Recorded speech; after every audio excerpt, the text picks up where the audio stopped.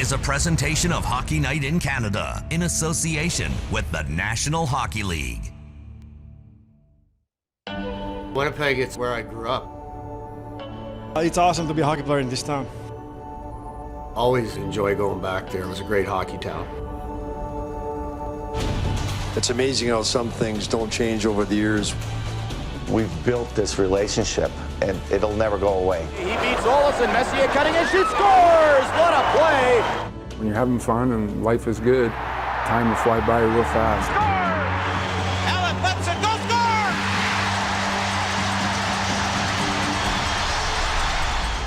score! Great memories. I'm so happy that I started my career here. Gets around Redmond, forced to the corner, centers, and Howard Check all alone, scores! We're kids too with dreams, and everybody should have their dreams. The greatest thing about hockey is the people you meet. It's nothing like it. It's the greatest game in the world. Hello, Canada and hockey fans in the United States and Newfoundland.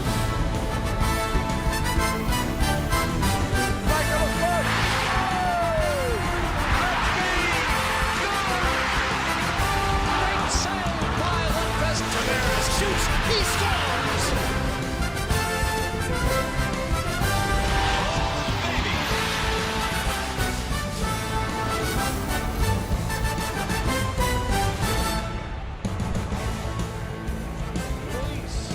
Saturday. It's going to be a really good day in Winnipeg. The whole city suggests happiness. Investors Group Field opened in 2013. The first event here was the One Heart Celebration, which was a multi-denominational church service. But when you think about the game, Don, when you think about the game, our religion, our shared heart round hockey, you can see why there are so many smiles for the Oilers and Jets and the Tim Hortons Heritage Classic Alumni Game. The first two concerts they held here, Taylor Swift and Paul McCartney, is kind of like having Wayne Gretzky or Mark Messier and Dale Howard-Chuck on the same stage. Really amazing. All these lines across my face tell a story of who I am. All these stories tell of where I've been. But of course, the stories wouldn't mean anything if it weren't for you. These men were, it's true, made for you. It's a very special day. Obviously, we have 5 NHL games tonight, but you know, on the prairies, you can see forever. 2 prairie towns. Edmonton, you can almost see Edmonton on a sunny day like today. Ben Hatskin saw farther than most. He's the man who brought Bobby Hull here in 1972. Without Bobby, no WHA. Ultimately, no Edmonton Oilers and Wayne Gretzky. What a day. Jay Richardson's the public address announcer. The Oilers and the Jets kickstart our weekend. Enjoy. Ladies and gentlemen, it's time for the 2016 Rogers NHL Heritage Classic Alumni Game. Please welcome the alumni players from the Edmonton Oilers.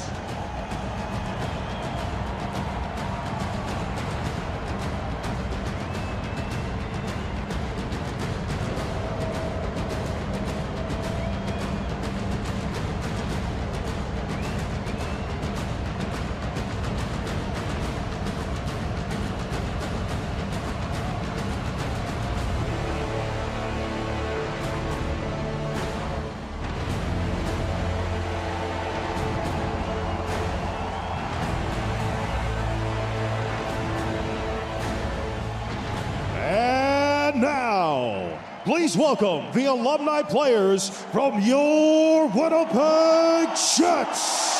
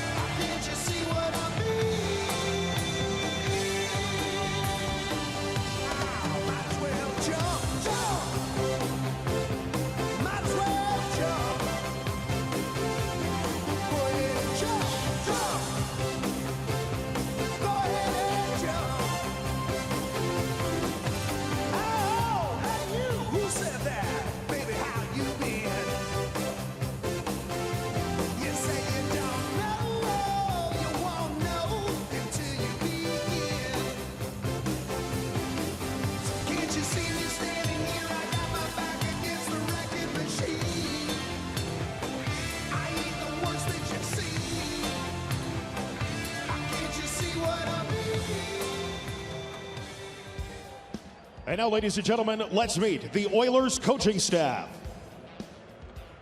Oilers head coach from 94 to 99, Manitoba's own Ron Lowe.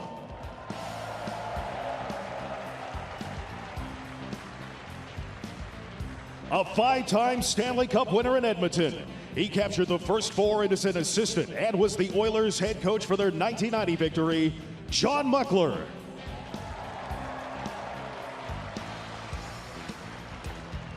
He coached the team to 4 Stanley Cups. Hall of Famer, Glenn Sather.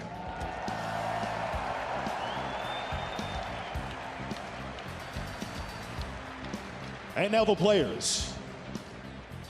Winner of 3 Norris Trophies and the second highest scoring defenseman in NHL history, Hall of Famer, number 7, Paul Coffey.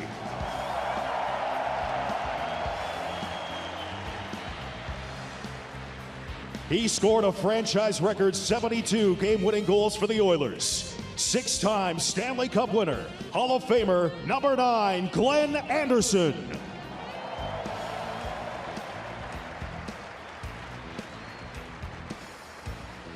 Drafted by the Oilers in 1983 with an amazing 15 seasons in the NHL, number 10, Esa Tikkanen.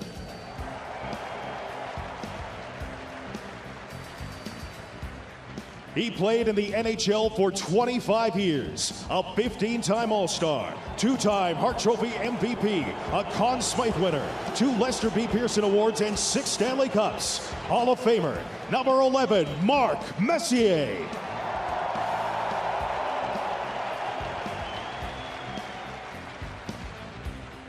He scored the 1984 Stanley Cup winning goal. Number 13, Ken Linsman.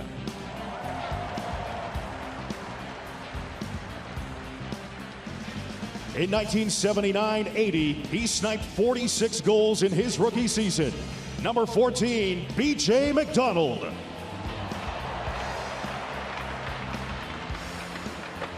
He played 17 NHL seasons and won 3 Stanley Cups with the Oilers. He was the Oilers head coach as well for 10 seasons. Number 14, Craig McTavish.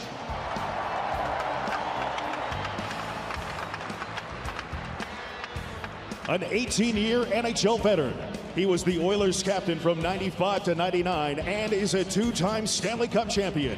Number 16, Kelly Buchberger.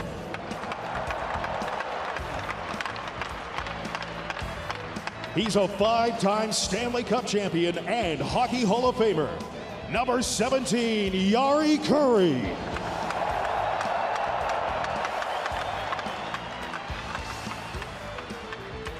A 2-time Stanley Cup champion and one of hockey's most respected broadcasters. Number 18, Craig Simpson.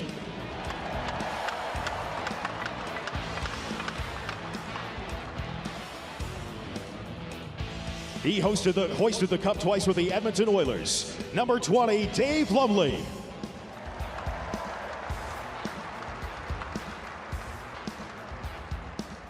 In 10 NHL seasons, he earned 5 Stanley Cups. Number 21, Randy Gregg.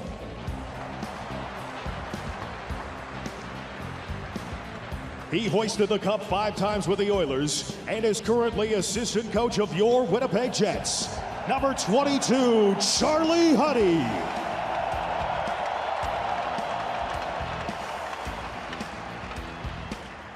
One of the Oilers' most respected on-ice leaders. Number 24, Steve Staios. A 3-time Stanley Cup champion with the Oilers. Number 26, Mike Krushelnitsky.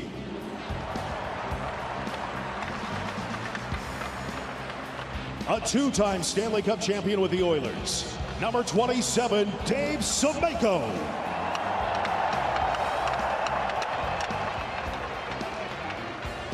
He hoisted the Stanley Cup 3 times over 4 seasons. Number 28, Craig Muni. He helped lead the Oilers to their 5th Stanley Cup in 1990.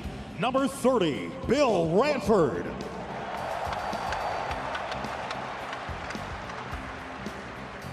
He was the first goaltender to have 30 or more wins with 5 different teams, including the Oilers. Number 31, Curtis Joseph.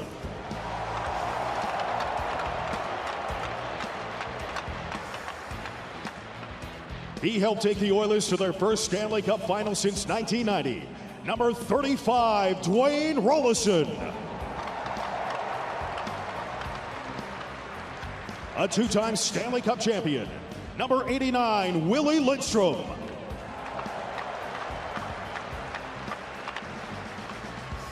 One of the most popular Oilers in his 15 seasons. Captain Canada, number 94, Ryan Smith.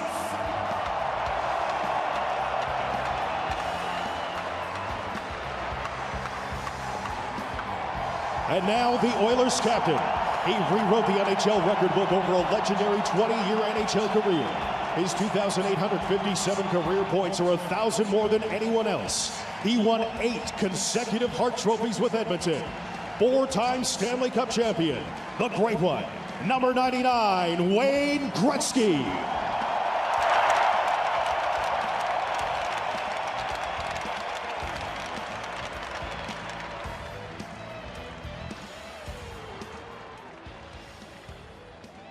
And now, ladies and gentlemen, your Winnipeg Jets coaching staff. The first team captain of the Winnipeg Jets and scored the first goal ever for the Jets in the World Hockey Association, Ab McDonald. He was the first coach when the team entered the NHL in 1979, Tom McVie. This hockey legend was acquired by the Jets during the 81-82 season and provided solid leadership for 2 seasons. The final coach of the Jets alumni team, Hockey Hall of Famer Serge Savard. And now the players. He played 475 games on the Jets blue line and in 1990 scored the most famous goal in Jets history. Number 2, Dave Ellett. The youngest player on the team in his first game with the Jets in 1974. Number 3, Mike Ford. He played 7 seasons in a Jets uniform and was one of the toughest in the game. Number 6, Jim Kite.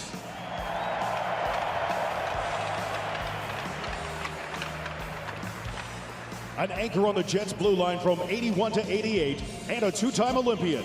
Number 7, Tim Waters. Team captain in 1980 and the first Winnipeg Jet to play in the NHL All-Star Game. Number 12, Morris Lukowich.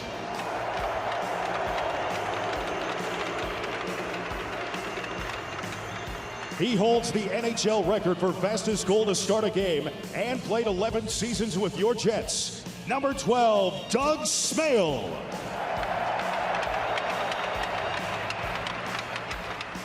He had an NHL record-smashing 76 goals as a rookie with the Jets in 92-93. A 10-time NHL All-Star and Stanley Cup champion.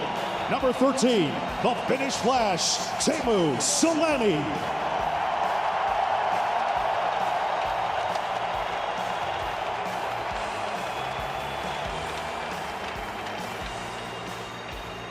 He enjoyed 8 productive years with the Jets and was known as one of the best face-off men in Jets history.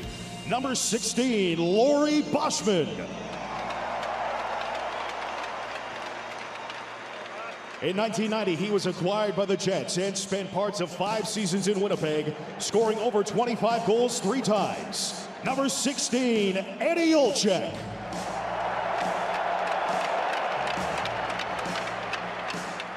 He was a Jets captain and the heart and soul of the team from 92 to 96. Number 17, Chris King.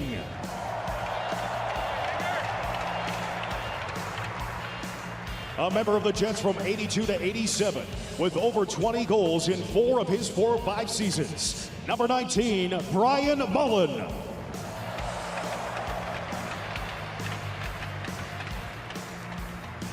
Drafted by the Jets in 1983, this winger played over 400 games with back-to-back seasons of 32 and 37 goals. number 20, Andrew McBain. Drafted in 1980 by the Jets, he played parts of 7 seasons on the blue line with one of the best mustaches in Jets history. Number 22, Mo Mantha.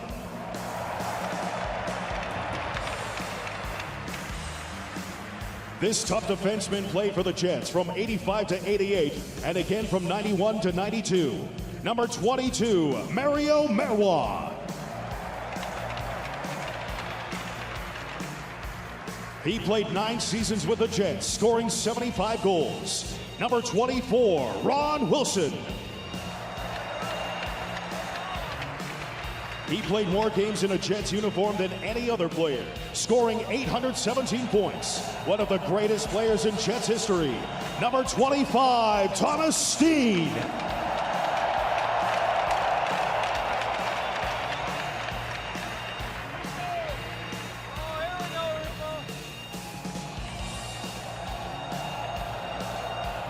One of the greatest defensemen in Winnipeg Jets history. Number 27, Teppo Numminen.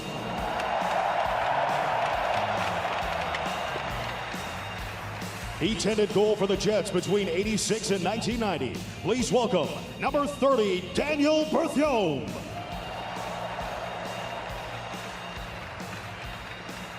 He was a member of the Jets for 5 years with 506 career NHL games. Number 34, Darren Shannon. He shares the Winnipeg Jets record for wins in a season with 33.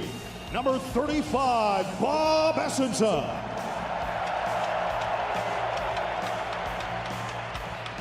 He was one of the hardest hitting players from 1990 to 1995. Number 36, Mike Eagles.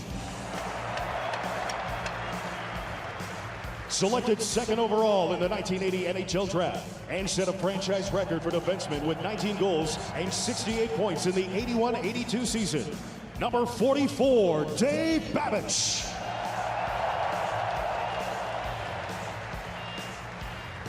And now, your Jets captain. In 1981, he was drafted 1st overall and was the youngest player in NHL history to score over 100 points in a season. 5-time NHL All-Star, Hall of Famer, number 10, Dale Hawerchuk.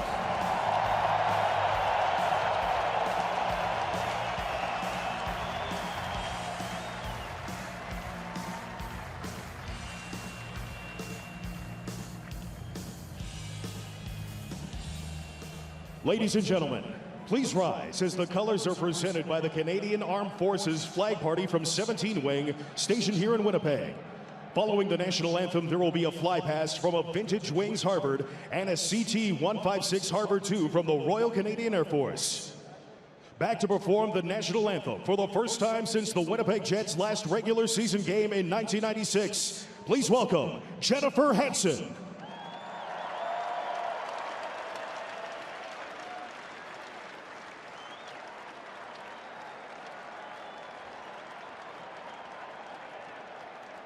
Oh, Canada, our home and native land, true patriot love in all thy sons' command.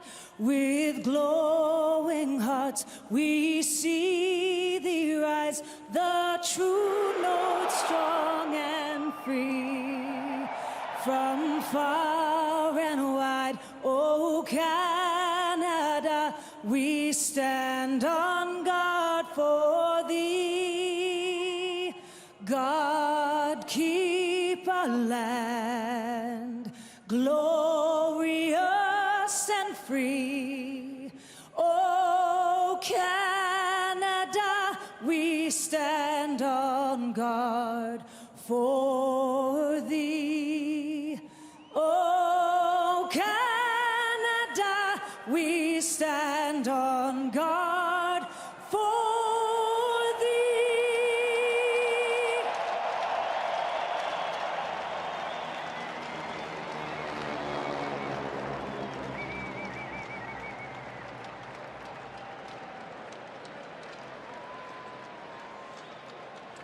On a gorgeous day in the middle of our country, in the heartland of hockey, Winnipeg and Edmonton, two teams geographically always close together in the old Smythe division, historically linked as one of the greatest teams that ever played the game and one of the greatest teams that could never win because of the other one.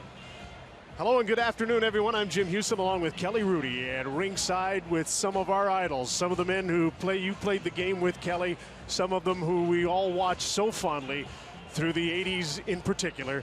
And there's one of them. Bill Ranford won the Stanley Cup with the Oilers in 1990 when Grant Fuhr was hurt.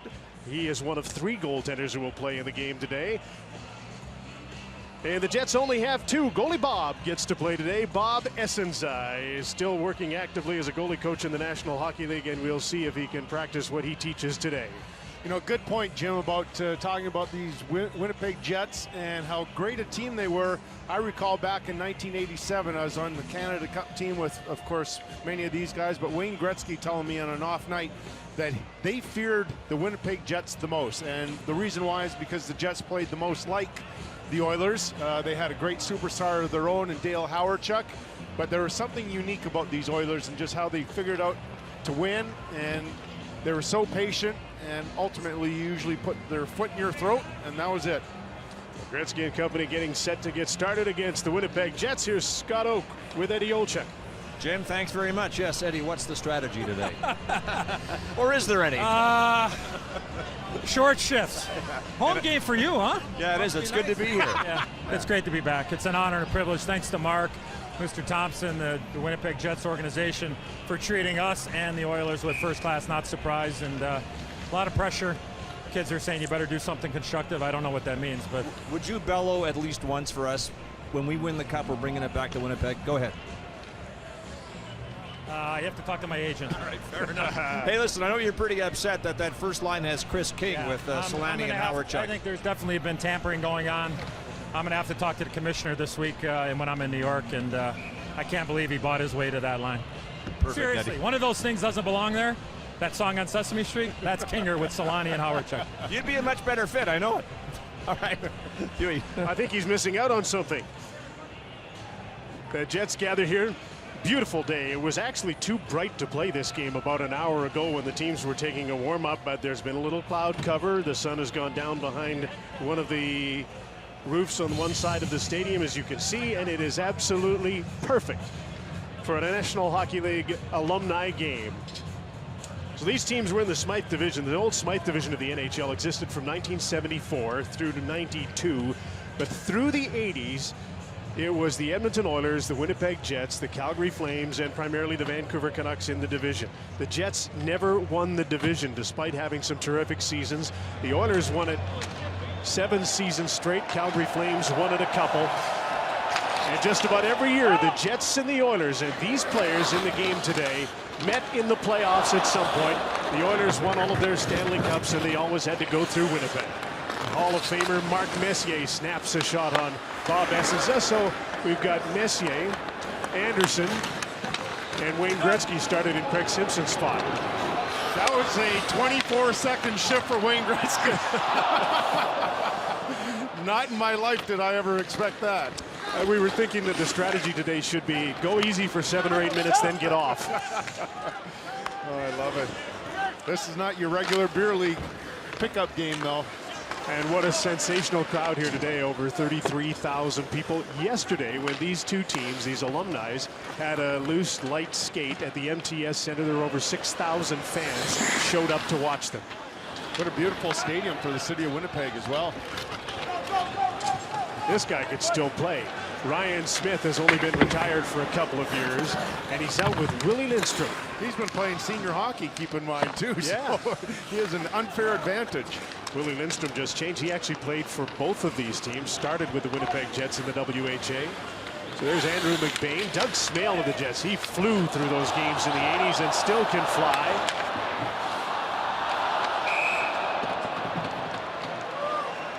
You can tell which guys have been skating, which guys still play recreationally, and which guys are just too sore to be bothered with it anymore.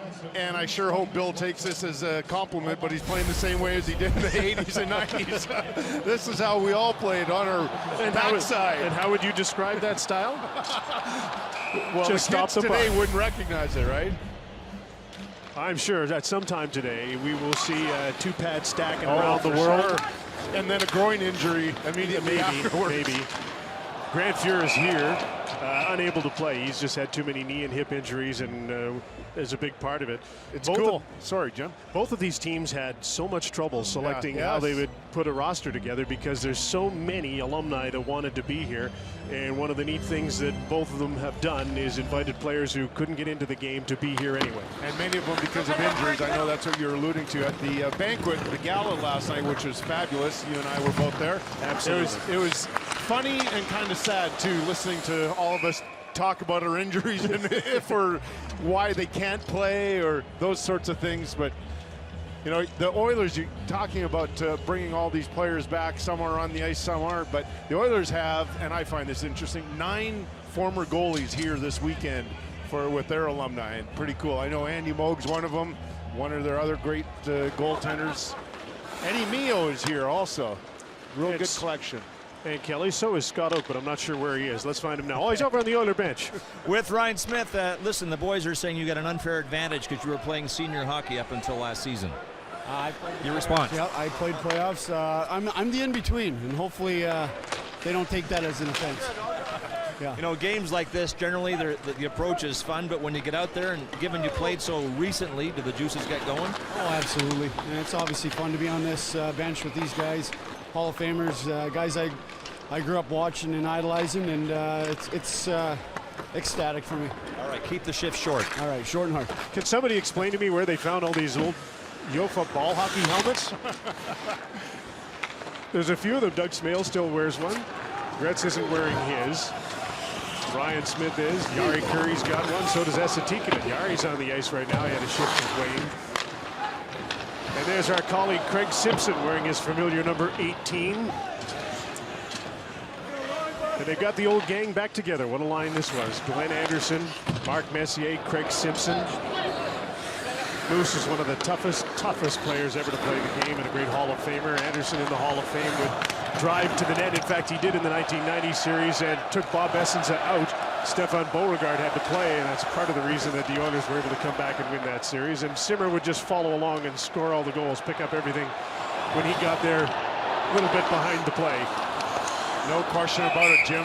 That was one of the best all-time lines. I hated playing against those guys, and for all the different reasons you mentioned. They had different skill sets and so on, and most of all, Glenn Anderson going through the crease. First penalty of the game, and hooking penalty, and that goes back to 80s and 90s hockey, right? It was drag him down. And so we get to see the finish flash. Teemu Selanne, what a welcome he got, and now he'll get a penalty shot. Teemu arrived here in 1992, took this city by storm, took the league by storm with 76 rookie season goals.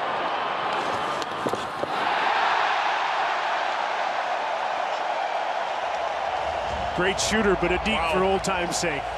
I think we've seen that one a few times, right? Fake forehand, go to the backhand, and loft it into the upper parts of the net.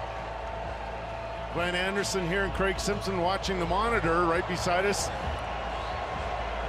And Craig standing right beside us now. How's it feeling so far? Oh, it's not bad. One shift under the belt.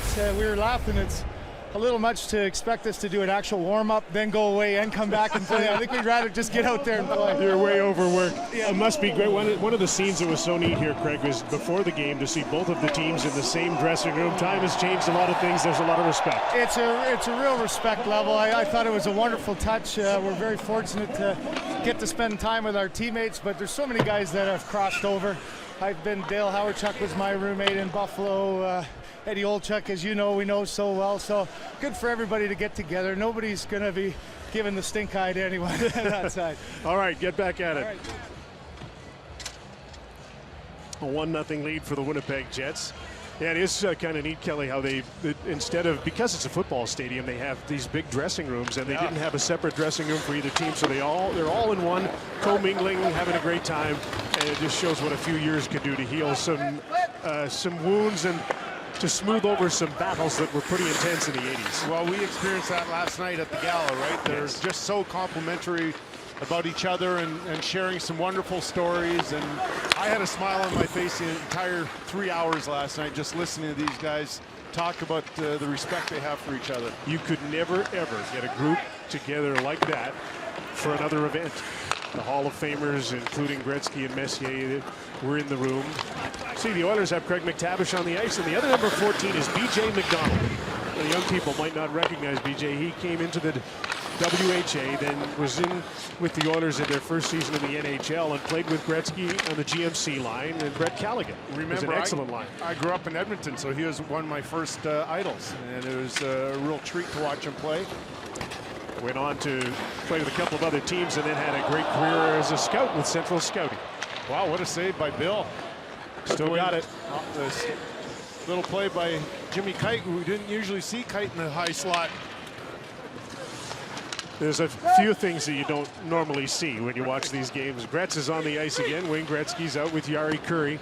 I don't see much back pressure from this line.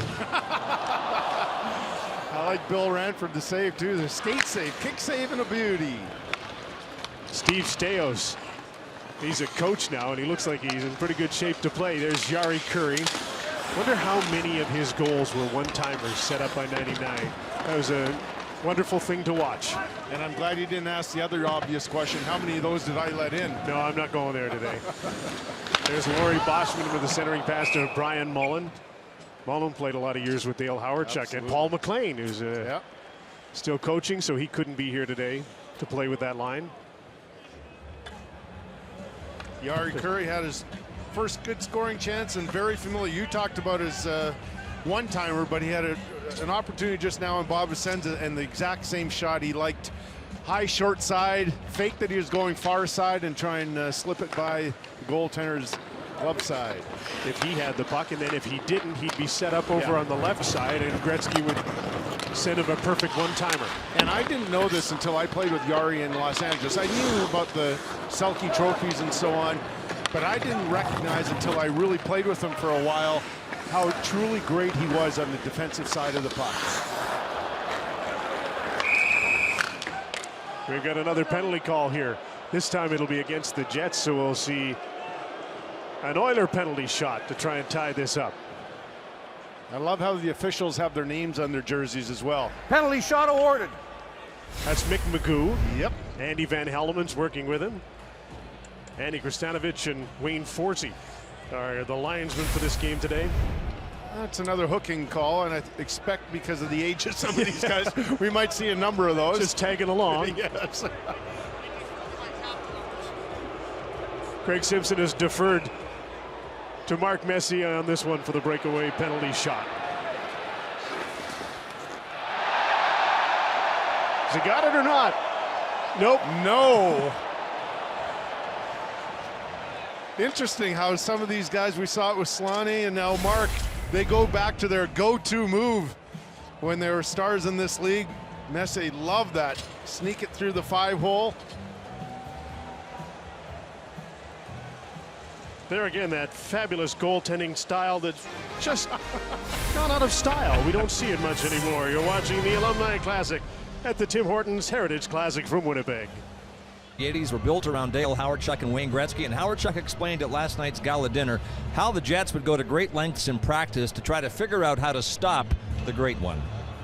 We're going to do a drill behind the net because Wayne was so good behind the net. So we had Ronnie Wilson dressed up because he wore the Jofa helmet like Wayne, and he says, "You're going to be Wayne behind the net." And we put 99 on Ronnie Wilson, and Ronnie's here, and I love Ronnie. Ronnie was the glue of our team, but I can tell you one thing. We stopped Ronnie all morning, but we couldn't stop Wayne that night. Well, there's a bit of a difference between Ron Wilson and Wayne Gretzky, and Ron Wilson would be the first to admit it, but Huey and Kelly the great one prospered against the Jets. Did he ever? Well, a lot of these Edmonton Oilers did. Maybe that's why they were all so quick to accept the invitation. But I think that was Tom Watt that strategized that. He came up with that idea, and I'm sure that they tried other things too to stop the Oilers. They played 6 playoff series through the 80s, and the Oilers won every one of them. In fact, the Jets only won 4 games, and they had teams that were excellent. Their 85 team had 6 30-goal scorers on them. And still, they beat Calgary in the first round, but couldn't get by Edmonton in the second round. 90, they just about got them. A 7-game series. Hey, that's Simmer dangling in there. Whose stick did he borrow? His hands. Hey, I loved watching Wayne's reaction last night when Howard Chuck was telling that story, right? He kind of buried his head in his hands and embarrassed. The vice president, Chris King. I like it. Now works with the National Hockey League. He spent a few years here. He was the captain. He and Ty Domi came over from the New York Rangers, and Eddie Olczyk went the other way, and King was here right till the end in '96 when the Jets left for the desert.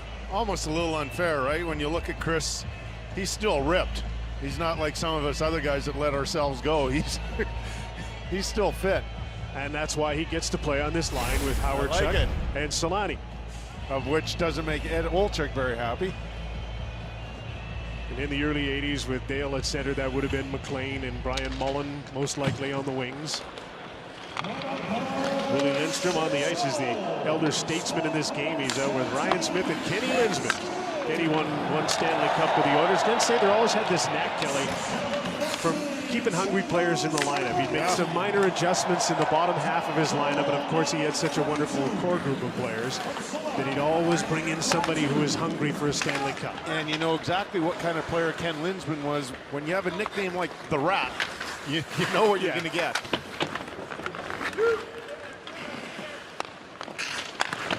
Mike Krushelnyski's playing defense here with Craig Muni. They had to recruit a couple of guys to skate backwards today because they had lots of forwards and very few defensemen. I mean, that's still beautiful to watch, right? Solani in that skating stride. And a Solani to Howard Chuck goal.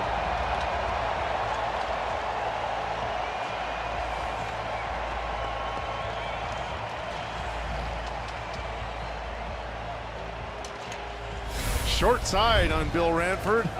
Howard Chuck always known for that incredible wrist shot, snapshot, and spotted just a little opening right there. Buries it, but I mean, Tama, watching him come up the ice, that's always been a treat, and it hasn't changed, even though he hasn't played for a little bit. Scott with the goal scorer. Yes, with Chris King, 2-0 goal for the Jets. Chris, let me ask you this. If you were in the war room reviewing that, would you take it back? I thought the guy held his foot on the line. I'm not sure it was in the air or not, but I'm pretty sure I would have called it onside. I just want to say that Eddie Olczyk was chirping you before the game. He said you'd be a liability in that line, and you haven't been at all. I think I've been the power behind the success so far. We got 3. I got 2.5. I changed a little quick, but I got back out there for the number. Yeah, you're sniping today. I recall when you were playing with the Leafs, you scored in back-to-back games, and I said, they're going to have to put a man on you. And you said, that's been the problem my whole career. They've had a man on me. Well, I don't think they have anybody here that they can put on me today. They're still probably going to have to figure that out in the first intermission. I'm just dying right now. Thanks, though, Scott. Thanks for the rest. I think you could put Esa Tikkanen on him. There's Esa. If Kenny Linsman was the Rat, Esa wasn't far from it. Yeah, you're right. And chirping all the while in a language that nobody seemed to understand. I was going to say, Tikkanese, they called it in the 80s. I just ran into Esa in Toronto, downtown Toronto, World Cup of hockey. He came in from Finland to watch his country play, and in fact, I walked over from the hotel over to the arena with him, and most of the time, Jim, I have to admit, I still didn't understand what he was saying. How proud were those guys in this town the last few days, all the Finns talking about Patrick Laine and the young Finns who have come over to the National Hockey League. It's a new generation. They had a few real good ones in this battle between Edmonton and Winnipeg in the 80s, including Esa Tikkanen and Jari Kurri. Well, there's great defenseman Teppo Numminen is on the ice right now, number 27 for the Jets. Well, there's a familiar sight. Wayne at the far blue line, waiting for the puck. Feed me, I'm hot. Okay, that was ridiculous. What a beautiful pass by Wayne again. Wayne has been such an ambassador for the game the last few days with his book tour going on and the things that he's doing for this Heritage Classic and for the National Hockey League that he's lost his voice.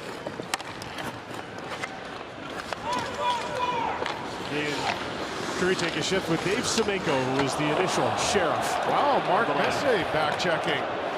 Oh, and getting booed because of it. Or is that Moose? Oh, it might be Moose.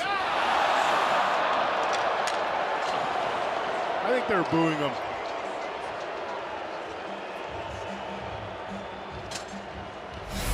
And Messier right there taking down Eddie Olczyk and hustling back into the play, getting the puck in the high slot. And I know, Eddie, right? Look at his eyes light up. And Glenn Anderson, Craig Simpson on this line, just like old times. Nice. Stick ready, old school. Give him a target. Well, there was no question that that one got by goalie Bob. And the Oilers on the board, trailing 3-1, and a lot of smiles on both benches at the alumni game. Tim Hortons Heritage Classic from Winnipeg. Well, the level of interest in Winnipeg in this game was evident yesterday when the teams held practices at MTS Center. And as Jim said earlier, over 6,000 fans showed up to watch their heroes of yesteryear. The Jets practice was run by the team's managing partner, Mark Chipman, who was convinced by Ab McDonald to go out to his car and get his skate, sticks, and glove. And it was the thrill of a lifetime for Chipman. And then the Oilers ran a more structured practice, creating the suspicion that this would be a repeat of history. But so far, it has not been, Jim. Unless you think that's odd that the managing general partner would have stick and gloves and skates in his car, I think that's mandatory for anybody in Winnipeg, isn't it? And he plays twice a week, correct, Scott? Awesome. Winnipeg is the one city that you fly over when you look down. Instead of seeing swimming pools everywhere, you see hockey rinks. You see the boards all summer long. You see the grass outline of rinks. There are at least 67 community rinks in Winnipeg, run by the city and different community centers. I like how some of our cities are getting back to that, putting up more outdoor rinks for the kids to enjoy, both boys and girls. Love it. There's Morris Lukovic.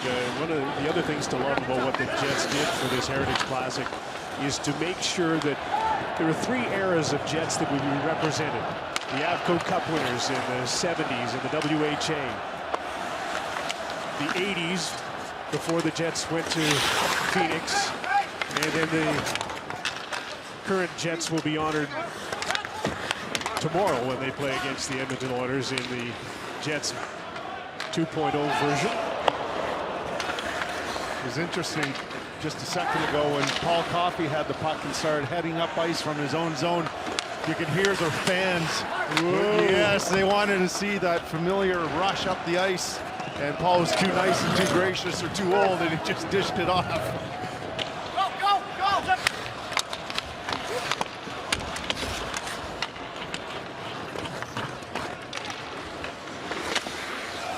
That's a tip by Kelly Bookberger from Ryan Smith, the one at the top of the net. Craig McTavish on the ice. He and Bookberger and Peter Klima played together a lot. Late 80s, 1990s.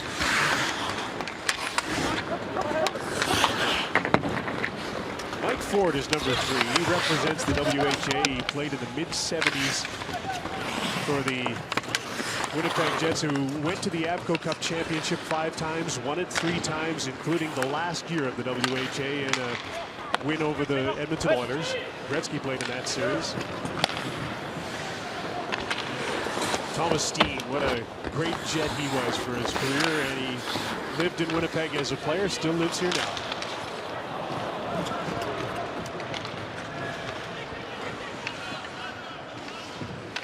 Taken into McTavish against Merwa. Andrew McBain, who was a great high draft pick of the Winnipeg Jets, and his career didn't really take off till he started to play with Dale Howardchuk. That happened to a lot of guys. Surprise.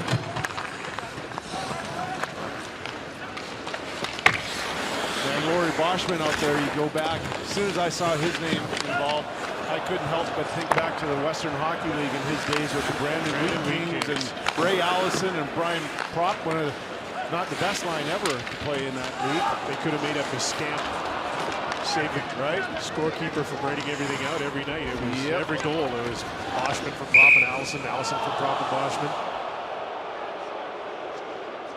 Scott? Sorry, Morris Lukowicz is just trying to figure out if he had to go out next, but you got a few seconds here, and it's a delight to talk to you. Just tell me what it means to you to be here representing the WH era, as well as the better part of 5 years you played in the NHL with Jets 1.0.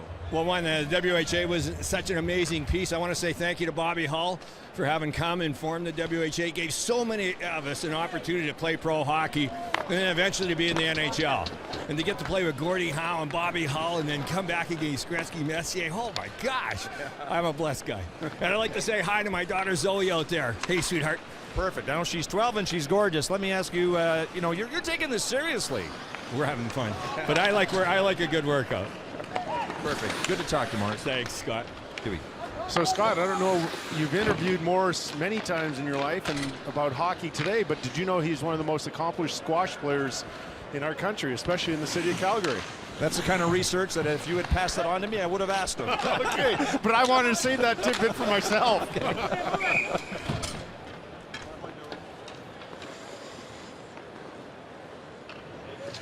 Dave Semenko taking the game very seriously. Just after the anthems, he came over and said to us, what? I'm available at any point if you want to interview me. Well, I'm sure we'll get to him at some point. Yes. What a great sense of humor, Dave Semenko. If you don't know him, if you only knew of his hockey career, the style he'd play, you would not know that he's one of the funniest guys, real dry sense of humor. You'd be terrified of him otherwise if you didn't know. Right. Mike Eagles, where's number 36 for the Jets? Ronnie Wilson's out there too. Ronnie he was always a great skater, played for a long time as one of the best skaters in the league. Lukowicz and Eagles together, and there's a snipe from Mike Eagles. What a feed from Morris. So I have to tell Mike Eagles in warm-up a story. I have to share and remind him a story when he, of course, was with the Jets and I was playing with LA. We had a game at home, and there's quite a rivalry we had as well with Winnipeg and quite a bit of hatred. Mike didn't like the way I'd slash sometimes in my crease, so there's a whistle, and my legs were apart just a little bit, and he pitchforked me in a very sensitive area, the worst I've ever been in my life. I had to ask him if he remembered it, and of course he didn't, and had a nice little smile. I don't know why. Billy Ranford's been busy here. And the first period of this alumni game comes to an end with the home side up 4-1, but if memory serves me correct, it was never a big deal with the Oilers to be down by 3 after 1 or after 2, wherever they went in the 80s. How cool is that? Howard Chuck's over talking to the boys on the Oilers now, having a good laugh. Looks like Wayne's sure having a good time. No, I wouldn't. You think about the times that these players had together, especially through the 80s when the Oilers won 5 Stanley Cups, one after Wayne went to Los Angeles. And Scott's trying to make his way through here at the bench to Dale. Yeah, a bit crowded here, but I'm with the Jets captain, Dale Hawerchuk. Your take on the first 20 minutes of that fast-paced game? Well, it's a lot of fun, I'll tell you that. We played these guys many times, and it's been a long time, but I think everybody's having fun doing it again. It was really interesting yesterday when you were talking to Jim and I about your favorite line mates, and Paul McLean was one for a long time for you in Winnipeg, and you said that Paul McLean used to say, because he was so slow, got his skate sharpened, twice a year, he said, I'll get the puck, I'll give it to you, then I'll go wait in front of the other net. And so he texted me this morning and he said, well, at least Dale could follow orders, and it shows that he listened to someone. What do you say in response to that? I'm not sure what he's talking about there. Yeah, we had a chemistry, and of course Brian Mullen, he had a knack for getting on pucks and turning pucks over, and Paul had a great knack for getting open in front of the net, and very strong. And back in that time, boy, you could cross-check guys in front of the net, and Paul, he could take a beating and still put pucks in the net. 3-time 40-goal scorer, thanks in large part to you. Thanks, Dale. Thanks, guys. Jim. What an afternoon. It's a celebration of hockey in Winnipeg. There's Tom Cochran. He's coming up in our first intermission, and later on, Paul Maurice will join Ron and company on the panel. 1,000 kilometers north of Winnipeg, Tom Cochran. and the pride of Lynn Lake, Manitoba. Let's give a big Winnipeg welcome to Tom Cochrane.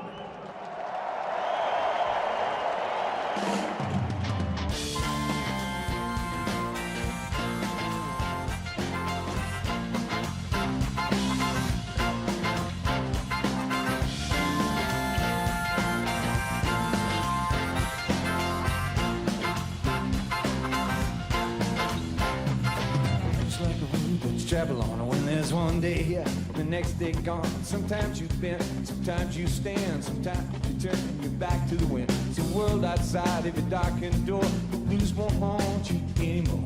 With a grave out free and love is sore, come ride with me to the distant shore. He won't hesitate, break down the garden gate. There's not much time left today.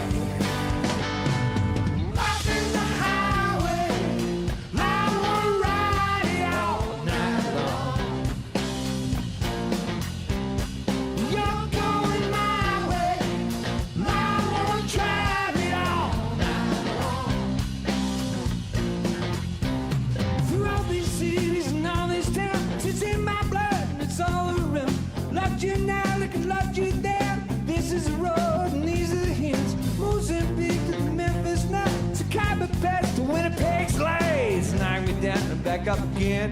You're in my blood, I'm not a lonely man. There's no road I can hold, a road so rough, this I know. I'll be there when the light comes in. Just tell them we're survivors. Life is a highway. I wanna ride it all night long. Yeah, yeah, yeah, yeah. You're going my way. I wanna drive it all night long. Give it, come on. Life is a highway. I wanna ride it all night long. Yeah, yeah, yeah, yeah. You're going my way. I wanna drive it all night long. There was a distance between you and I, you and I. A misunderstanding once, but now we look it in the eye. Let me feel it hard for you.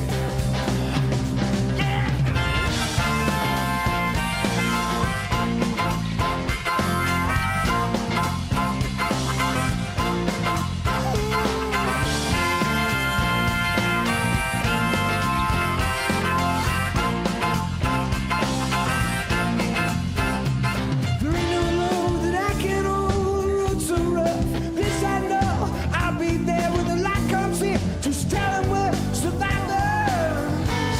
Yeah. Life is a highway. I will ride it all night long. Yeah, yeah, yeah, yeah. You're going my way. I will drive it all night long.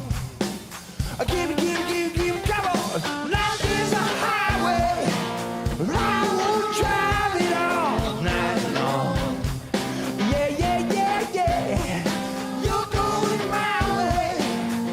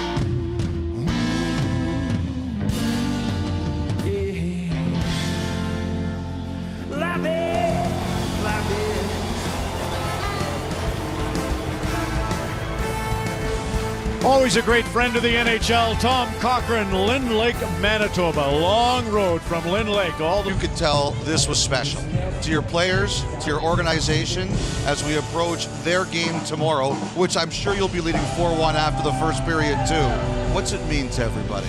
It's hard to explain, Elliot, and I've had this sense from the time I got here. Things are different here. The love affair with this team, going back to the first time round and then losing the team, and when it comes back, it is so special to the people that have them here. And you can see it. You can see it in the building. You can feel it from the time it was announced that this was going to happen. This is such a huge, important weekend for the city of Winnipeg and for the players coming back. Had a chance to talk to alumni on both sides. They loved it. They just love that sense of a community that loves the game just as much as they do.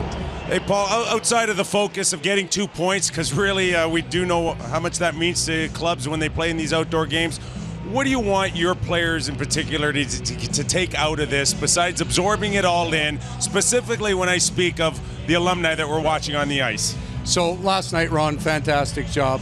When you guys were up on the stage, at each corner the alumni would gather, and they were having fun and telling jokes off camera, and that's what I want. I want all these young players to understand that that's available. That friendship that goes not just to junior hockey years like I had when you used to beat up on me, but these guys are 30, 40-year friendship, a bond that's created by a hockey team. We got a young team here. We got a great city to play in. They can have that too. That's maybe the most special thing of this weekend. Paul, you're pretty connected to a number of the men out there, so tell us about some of that. Well, we got both Shannon brothers from the Winnipeg Jets alum, and Daryl was my roommate. Darren and I played together with Adam Graves and some pretty good junior hockey players. Both Wayne Gretzky and Paul Coffey played in my hometown, Sault Ste. Marie. As a matter of fact, Wayne Gretzky used to play ball hockey at the tennis courts across the street from our house, and we get the binoculars out and watch them. So all your heroes at some point passed through Sault Ste. Marie and now Winnipeg. Hey, we got to ask you about Patrick Laine. Everybody talks about the shooter. I'm watching him today in your practice, and I'm sitting there going, he's a pretty good passer as well. Well, so we're all like cats, right? The shiny object is his shot. But his passing skills are incredible, and almost every Finnish-born player that I've ever had, very good defensively. His stick goes to the right spots. Now, he's got a little creativity in him. He likes to find an arc to think about offense when he touches the puck. But his all-around game at 18 is very solid. You know, Paul, one of the things I've learned, I heard you talk about it this morning, the toughest thing on coaches is deciding your lineup. Yeah. It's the hardest thing about an outdoor game. It's such a special event here, and players, especially if they've been here. I've got some veteran guys that have been out of my lineup. Haven't made that decision yet. We're going to agonize it overnight because I would so much like everybody truly to be involved. It's the best team-building exercise the NHL runs. Wish I could get everybody in, but I know I can't. Well, not to put you on the spot, but so is Mark Stewart the guy you're agonizing over? Because, like, I know Pat Burns, Game 7, Anaheim, New Jersey for the Stanley Cup. He put Ken Danico in. That's a little different. That was the lift they needed, right, to ensure a victory. I have 2 veteran men that aren't in our lineup last game, Chris Thorburn and Mark Stewart. So there's more than just the hockey player here. It's what they've meant to our organization. Mark's an alternate captain, a big part of the Rick Rippon program. He's in part of this community, and I want them to be a part of it. I'm going to make a hockey decision sometime between now and 11:30 tomorrow, but I am going to entertain the teamness of our approach. Well, I remember that hug that Mitch had with Don Cherry, and honestly, Paul, it's hard to believe you're moving into your 3rd decade coaching in the National Hockey League. You're part of now alumni history, and these are the men you looked up to. It's great to have you here. Thank you. Thank you very much. Paul Maurice, Mark Chipman, the owner of the Jets in our 2nd intermission, and it's a real deal, Jim and Kelly, for Mark Chipman and David Thompson and a guy like Craig Heisinger. You know Craig? Amazing day. Yeah, they all have permagrin on today. It's just working out wonderfully, and this is the first of, well, it's been all week that it's been going here, but these are the first of 2 days out on the ice here, and the alumni game continues, and there's Daniel Berthiaume, who's in goal now for the Winnipeg Jets. In today's game, people would ask, where's the other half of your goaltender? remember Pokey and the Bandit? Oh, absolutely. That was a penalty, so Ticknen gets a chance here. Howard Chuck, of course, with the penalty. Well, welcome to the game, Daniel. You know, I played with Dan in Los Angeles for about a year and a half. Two cracks at it. I don't think they're going to let that second one count.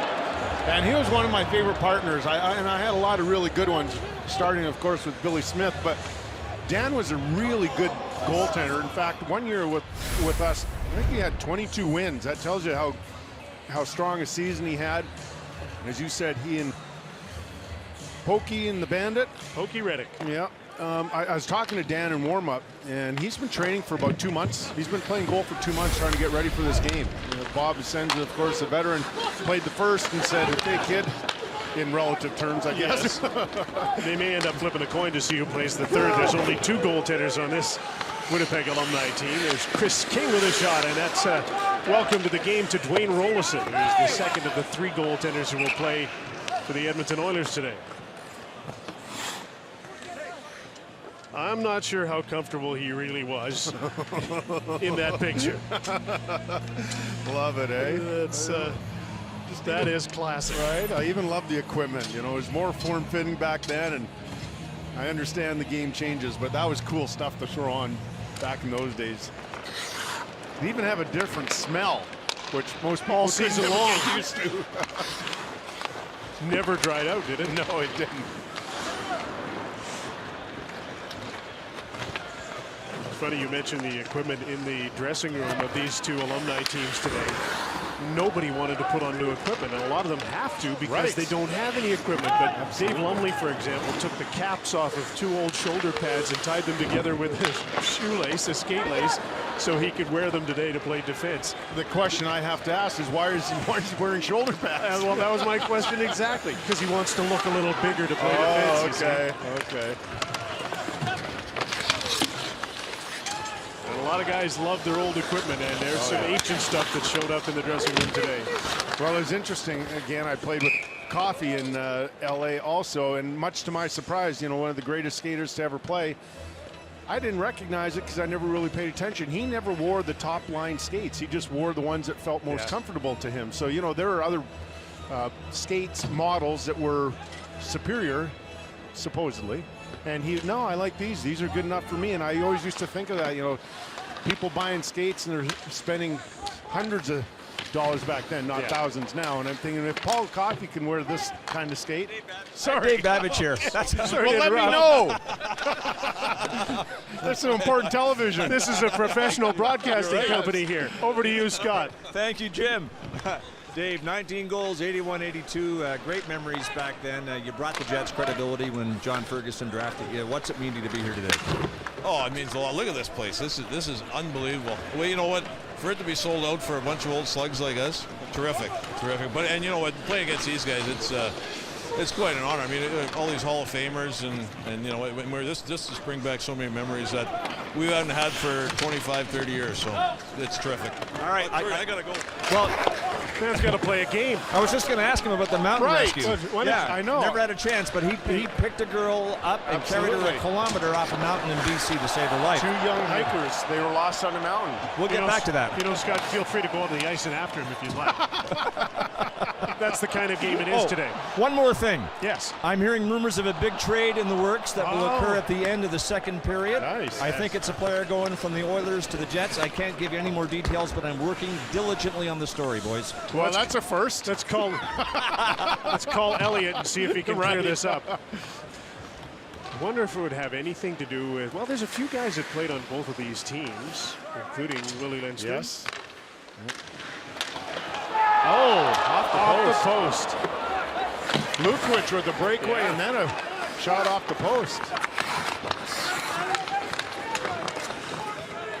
Semenko and Mantha, there's a battle. Charlie Huddy, one of the coaches of the Winnipeg Jets, he'll be working for 2 points here tomorrow with Paul Maurice.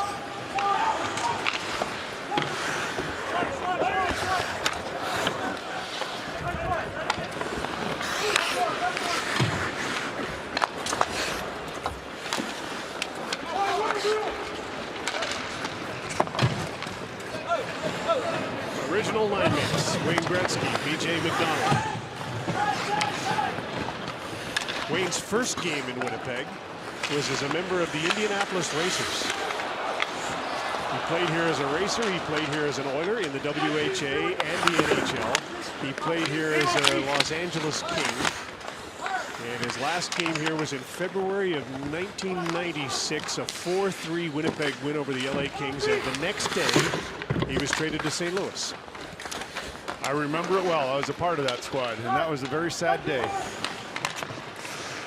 And he and Dale Hawerchuk actually became teammates for half a dozen games in St. Louis. And then with Wayne there, Dale got traded to Philadelphia.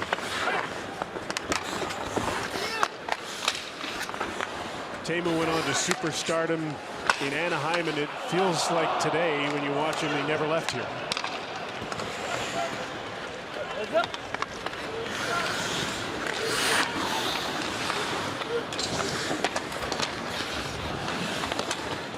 I mean, they all lost some skill, but you can't ever take away from their hockey sense, right? You look at some of these guys, how they position themselves. Just Yari and Wayne there together just remind me how often they did that 5 feet apart, and just wonderful little passes. Cool to watch. Thomas Steen with a little dangling, and Smale comes off the bench to join him with Andrew McBain.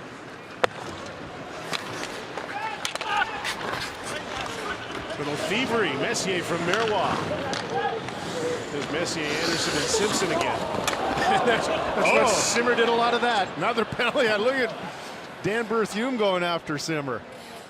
Berthume, by the way, is a fishing captain now. It's called Captain Bert's. He just got knocked into the drink by Craig Simpson. His job was to go to the net.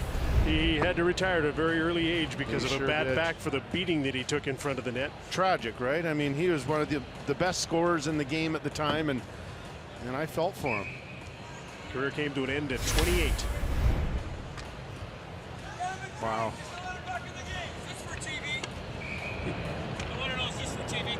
Ed Olczyk. Yeah, do you want to call this? Yeah. London Diamond Junior B. Oh! And he scores. Beautiful goal by Craig Simpson. I don't know about the speed factor, but a very effective move. I like it. Go to the net, stick on the ice. Still the same today, I didn't isn't agree it? with the call by Andy Van Helmen, by the way. I didn't think you would. Wow, still great hands, right? I mean, he had some of the best hands in the National Hockey League at the time.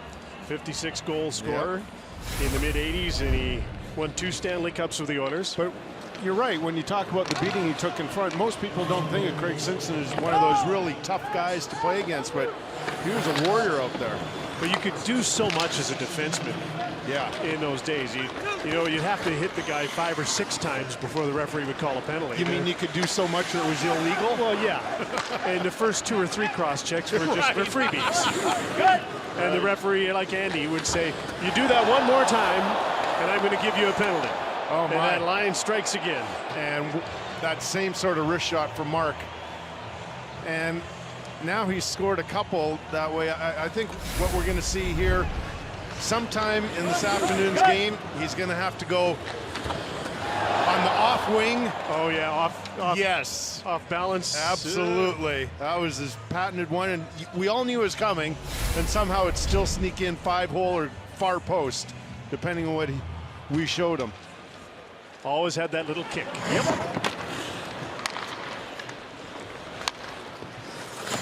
So here we go again, another Oiler comeback. Game's at 4-3 now.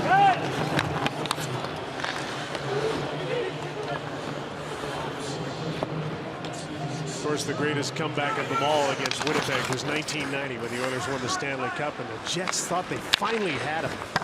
Finally had him. They got up 3-1 in the series when Dave Ellis scored a double overtime goal, and they got up 3-1 in game number 5, only to have the Oilers come back and win 4-3.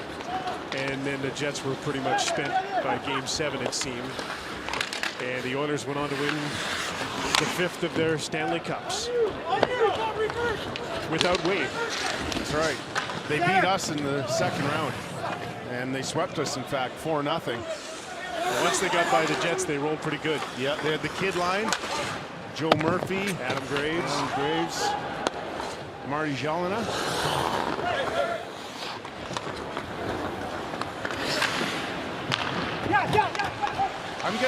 I'm getting more body checks here than in my entire career, standing right by the Jets defense and going off, or on and off the ice of this. Behind, hard.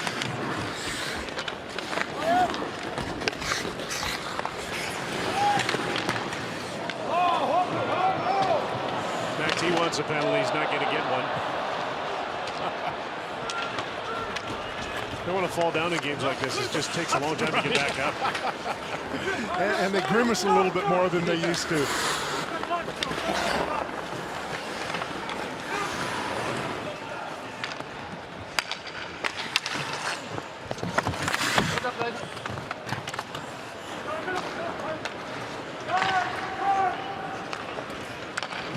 '99's back on.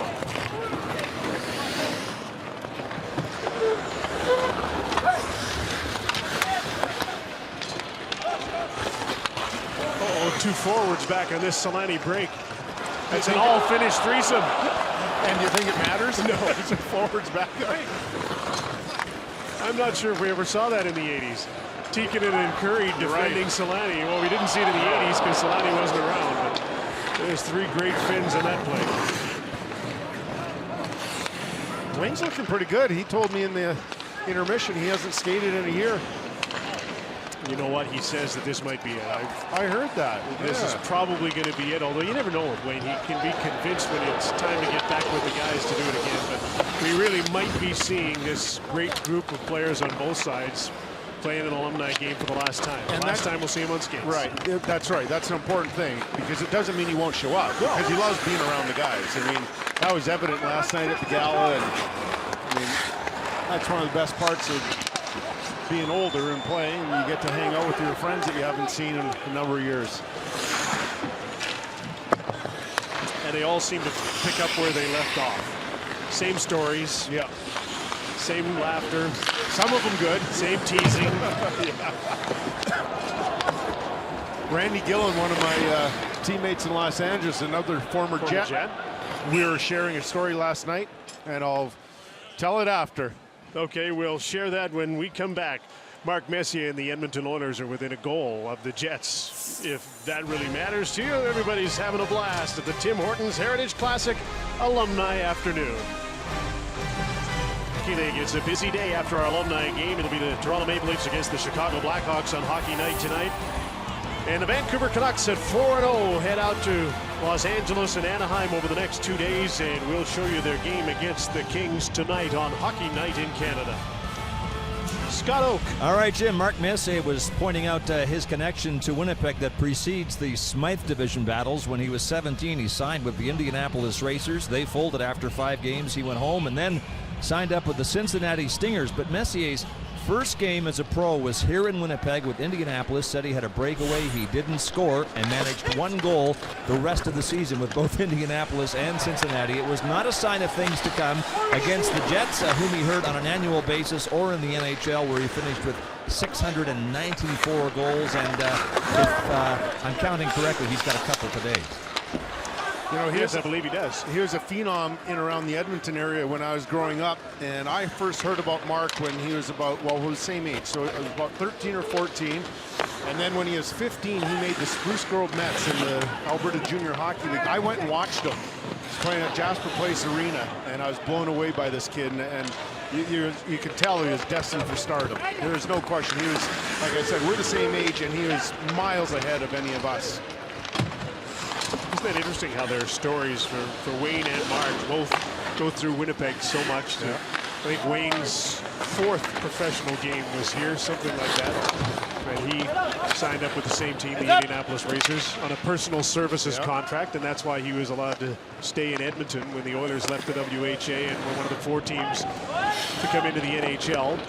Because at that time, the NHL had a reclamation draft, and they really made the WHA pay for their indiscretion of forming another league. Yes.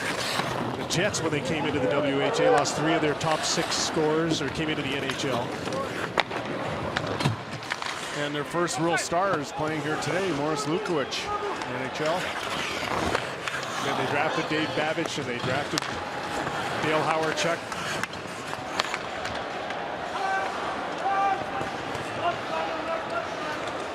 Once again, old habits die hard. That was classic Craig McTavish. Get the puck in his own zone and not head up ice, but circle back and regroup and figure out what's going to happen.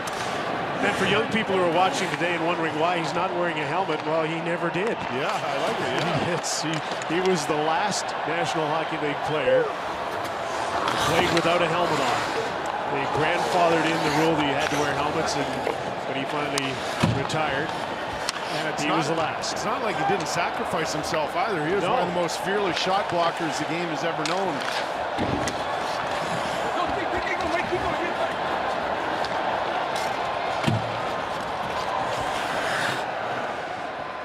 There's a big rush from Mike Eagles.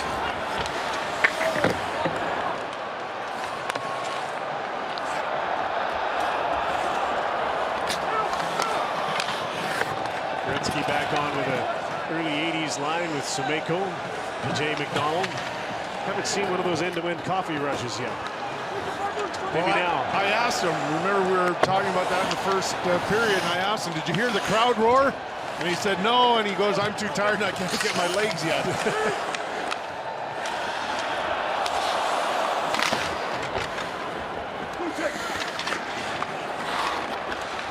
Blind backhand pass from King to Hawerchuk. That was nifty.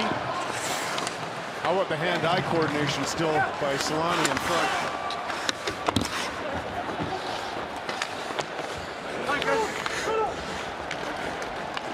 Oops.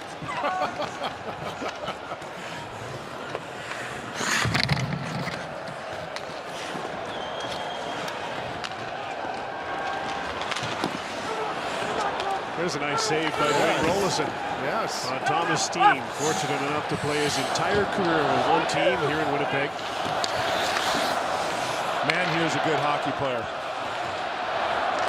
Pretty underrated player, don't you think? Oh, yeah. That's often the way the Swedes are. And his son is a very good player, Alex Steen of St. Louis Blues. Well, in my hockey career, I've never met a bad Swede. They're all amazing people. I always thought that they made wonderful defensemen, too, because they have no panic in their game. Yeah. I'm not sure if they get excited about their paychecks. Well, let's not get crazy here.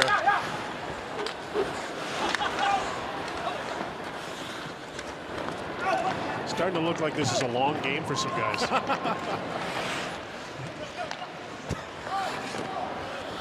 And a couple of broadcasters, too.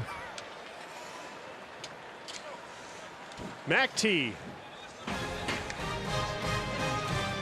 Vintage. Love it. At the Heritage Classic from Winnipeg. In Game 6 tonight at 7:30 Eastern, 4:30 Pacific on Sportsnet and Sportsnet Now. Back at the alumni game, here's Scott. Jim, thank you. The greatest goal in the history of Jets 1.0 scored by Dave Ellett, April of 1990, double OT to put the Jets up 3-1 in their series against the Oilers, and unfortunately they won the next three to win the series. But Dave, remains an outstanding goal. How many times have you been asked about it this weekend?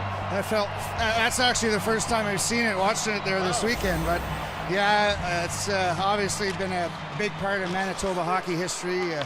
I run into people all over the world that have come up to me and said they were actually at that hockey game. So it's, it's sad. Only 18,000, but at least 50 claim to have been there. Yeah, I didn't realize the old rink had 30,000 seats. And then to the Toronto Maple Leafs, where you say Kelly Rudy owes you for the damage he did in that 1993 semifinal. He's going to take it. We lost to LA in 7. Obviously, Wayne turned the series around there the last 3 hockey games, but Kelly was outstanding the whole series. But Kelly, Dave made you nervous. He sure did, because he scored on me with less than a minute to go to make it. We had a 5-3 lead. You ripped one over my glove to make it 5-4, and then I was afraid that Doug Gilmour is going to do the same thing that he did against St. Louis, because as you'll remember, he positioned himself behind the net, and I thought, oh my, we're in trouble. I think he had a chance of that too, because the puck was down low. That's right. If I recall, with about 10-15 seconds left. So that was a great series. It was. Really good hockey. Absolutely. And so was the one in 1990. All right, Dave, thanks for your time. Appreciate it. Good to see you here. This is great. Having a great time. Perfect. Thanks, Dave. Isn't it wonderful you can have a hot stove going in the middle of a hockey game? Can we just do this all night? Oh, big save by Daniel Berthiaume, the bandit. Just robbed Ryan Smith.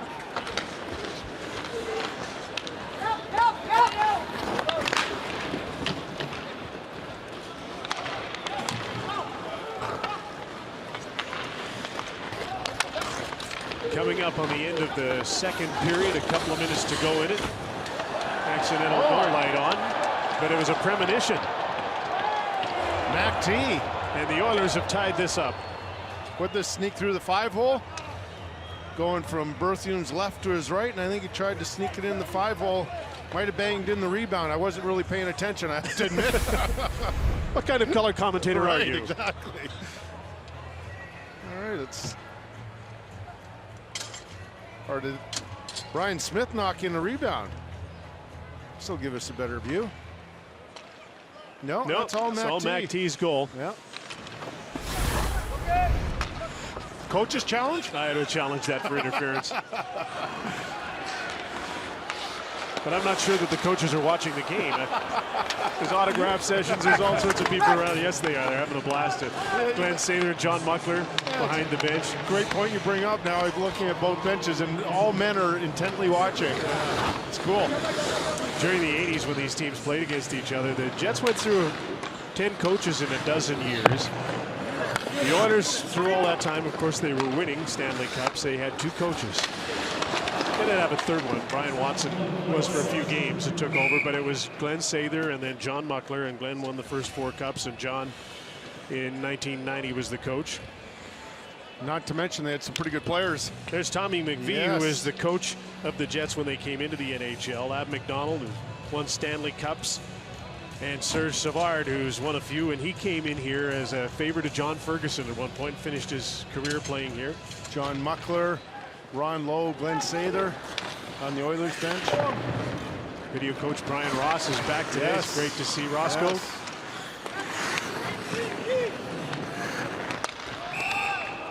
An offside. Offside. Wayne Forsey called that. I don't know why.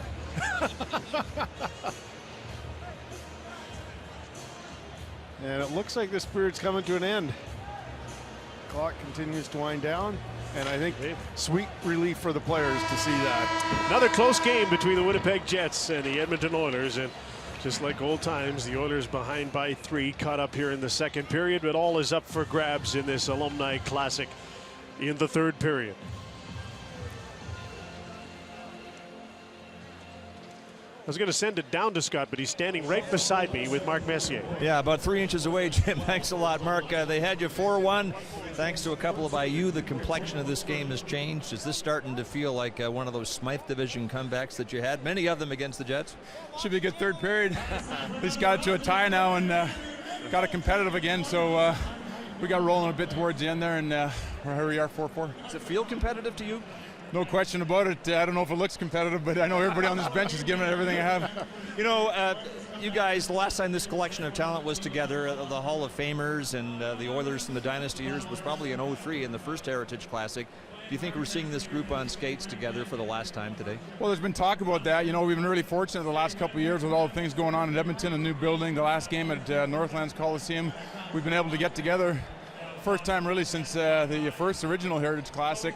There's been talk about this the last time. I don't know, we're all getting a little older, but I hate to use the word never because I like to keep the options open. Thanks, Mark. Thank you. Jim. Good, don't use that word, never. Mark Messier, the classic shot that made it 4-3. Coming up in the intermission, Jets Governor Mark Chipman will join Ron McLean in our panel from the Heritage Classic in Winnipeg. Continues. Here's the arrival of Don Cherry just a moment ago. Grapes, of course. Winnipeg's the home of 17 Wing, which all roads, the Royal Canadian Air Force, lead to Winnipeg. They have squadrons, they have command posts. You're a pilot. If you're somebody who loads the aircraft, if you're somebody who repairs or prepares the aircraft, you learned how to do it right here in Winnipeg. Mark Chipman, the chairman of True North Sports and Entertainment, and obviously governor of the Winnipeg Jets. Congratulations, Mark. You know, you and Patty, your brother Steve at Birchwood and his wife Ruth, you know every name of every employee. It's always the most amazing thing in the world to me. But one name, oh, wait a minute. That's Don Cherry talking about. You expect me to interview Mark Chipman while Don Cherry's talking to the He's crowd? one-upping you again. What is happening here? What did he say? He's introducing a band from 17 Wings. So that's beautiful music for this question. Wayne Gretzky. As many people as you know, Mark, I'm sure it was bold when you picked up the phone and said, Wayne, here's what I'm thinking. Go ahead.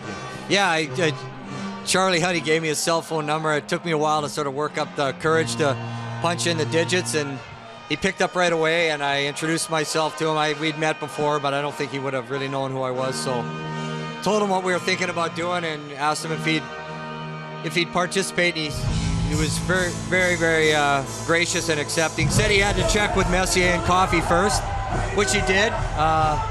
The very next day, got back to me, and from there, it really, really came together. Mark, when you look at this weekend and you factor in the emotional aspect on it, considering the probability of a weekend like this happening, say, 10 years ago, does that make it extra special? Oh, yeah, it really does, Nick. I mean, 10 years ago, we were playing in the American Hockey League, and we were trying to be an NHL team at that time, you know, in case the opportunity ever came along. But I never could have imagined this, you know, to be able to bring back the history of the Oilers and the Jets and have our city look so good. You know, I'm so proud of the way our city has adopted this, and I don't even know how to describe it. It's just unbelievable. There was a pretty big cheer this afternoon for Thomas Steen when he was introduced. It's a bit interesting going down to Arizona and seeing his name up there in that banner. Yeah. Will you guys do that at some point? Yeah, absolutely. I mean, Tommy's number was in the rafters at the Winnipeg Arena. It'll be back up in at the MTS Center. We wanted to start it with the WHA and all Fanders and Bobby, and Bobby's number had been up in the past, so Tommy's number will be up again for sure. It's one of the cool things. Howard Chuck in 81, before that Dave Babbage in 80, and they always snickered about Jimmy Mann, first pick in 79, but Thomas Steen was the 5th pick, and what a pick. Yeah. Thrills for you, Mark. I just love, whether it's Craig Heisinger or some of the names, some of the things you think about today and tomorrow for Winnipeg, because both that AHL, IHL threat of the Moose. Yeah. I thought Winnipeggers would quit on hockey. They would turn their back once the league turned its back on Winnipeg for economic reasons. Amazing how you kept that alive. Yeah, I just feel fortunate. I don't know how to explain it beyond that. You know, we kind of hung in and kept hockey going here, and the NHL I think saw what we were doing and trying to do, and they gave us a tap on the shoulder in 07. That's when we started talking, and one thing led to another, and here we are. Peter Pocklington once went in the AFCO Cup final, 1979. It was Jets and Oilers, so that's part of why these two teams even exist, is that history. But Pocklington went into the Edmonton dressing room. He promised every guy a trip to anywhere in the world. Yeah. And when they were down in the second period, he went back in the dressing room with a bathing suit and a bottle of sunscreen. And here you are on the ice with your team yesterday. I want to know, did you have something that you promised them? Was it money? I went in yesterday morning to say hello to the guys, and I play with Mike Ford, and next thing I know it convinced me to come out on the ice.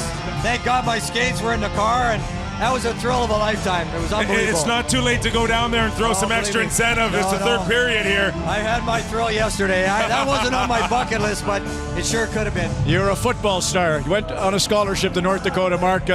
True North, when it bellowed out here today, such a tribute to you. Congratulations. Thanks very much. Mark Chipman, governor of the Winnipeg Jets. Donald S. Cherry's coming up around the break. Wait till he hears I was talking over him earlier. And we'll tee up tonight on Hockey Night in Canada from Winnipeg. Next. So it just dawned on me, the first time we had a Heritage game was in Edmonton in 2003, and you came in with the black Stetson, and we weren't paying attention, and it happened again. I was yapping up here, and of course I was. You guys are only on for 15 hours. I'm on for 1 minute, and you had to squeeze me in. Anyhow, I'm going to tell you how I predicted that they would get the franchise. You want to know? Yes. Gary Doer, the premier at the time, wrote a little note to me, David Thompson, and he said, I guarantee you, if he's been involved, David Thompson, you will get a franchise, and they did. I should mention, David doesn't do the interviews. He's pretty low profile. Saw him this morning, by the way. You did? Yeah. Mark doesn't really want to do the interviews, but they raised on last night alone $1.2 million for their youth foundation. It's incredible. It's always a favorite place to come. Well, you were the MC. You carried the whole thing. I was on again. You told about Brodeur's story. Oh, I can't. I would keep you abreast of that if I had time. Scott Oak, over to you. All right, Ron. Yes, you were outstanding last night, by the way. Well, look, I referenced a brewing trade in the second period. I'm able to break the story now. This is actually the first story I've broken in about 20 years. but the Jets alumni has acquired Willie Lindstrom from Edmonton. So Lindstrom changes uniforms between periods, and they've acquired him. Well, Laurie Boschman to Winnipeg. This is back in time, of course, 1983. This was the trade that sent them either way. But Willie Lindstrom now wearing number 20 for the Winnipeg Jets. Shocking. Shocking, really. Wouldn't it be great in the National Hockey League if they did that? And if you made a trade, you just switch teams in the middle of a game? Well, much better now to do it this way than the way Ed Olczyk found out that he was getting traded from the Toronto Maple Leafs to the Winnipeg Jets. His wife was in labor. And he was at the hospital and had to answer a call. No cell phones then. And was told that he'd been traded to the Winnipeg Jets. Hotly contested 4-4 tie. Yes, that was Gretz. Wayne Gretzky down and back up, but still with a smile on his face. That's a good thing. Never in my life did I think I'd see that. Tripped over the blue line? Oh, the guys on the bench are having a good laugh, too. With more on the trade, here's Scott Oak. Huey, thanks very much. I have the principal in the trade with me, Willie Lindstrom. Willie, what was your reaction when you heard about the deal? I got to get out and play. You know, the key to this broadcast is timing, and so far today it's been sadly lacking. Huey. There's a chance for Ed Olczyk, but he was stymied by Ryan Smith, who poked the puck away, and he couldn't get the breakaway. It's Cujo in goal now, by the way. Curtis Joseph is now taken over in goal for Edmonton. Daniel Berthiaume through the short straw and is still in goal for the Jets. It's occurred to me watching this game, Ryan Smith is just trying too hard. Somebody will have to talk to him about that. What are the coaches doing? There's Esa Tikkanen. What a colorful character, what a great career he had. I remember one year when he was playing Kelly with the Vancouver Canucks, and it was the All-Star break, and you know that National Hockey League players aren't supposed to go skiing during the season. At the All-Star break, I was skiing in Whistler and coming down the mountain, and it was unmistakable that in a complete snowsuit and covered with a balaclava, coming up behind me and passing me was Esa Tikkanen, and you know how I knew, because I could hear him. He was talking to his kids, and he'd had knee surgeries and you name it, but he was having a blast. You weren't supposed to do that, ride motorcycles, other things, but if the team didn't know, you could do it. You could do it.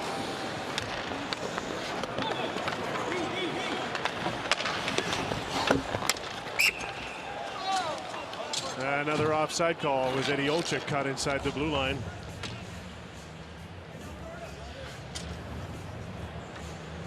Mark Messier and Wayne Gretzky beside each other on the bench in full uniform as it gets a little chillier, and you can see instead of the Jofa helmet, Gretz goes to the toque.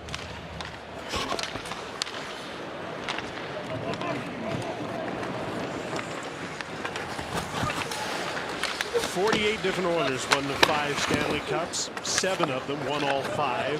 Kevin Lowe, Grant Fuhr, Ben Anderson, Mark Messier, Charlie Huddy, Yari Curry, Randy Gregg. Doctor?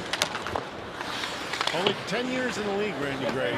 Retired to go back into medicine.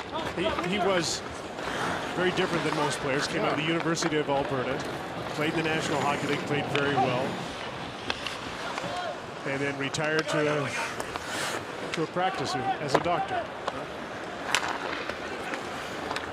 You know, Mark Messier did the interview with Scott at the end of the second and talked about how it's getting very competitive now. And 5 minutes into the third, you can see it. It's noticeable on the ice. These guys still just can't help themselves. There's that Messier Anderson Simpson line out together again.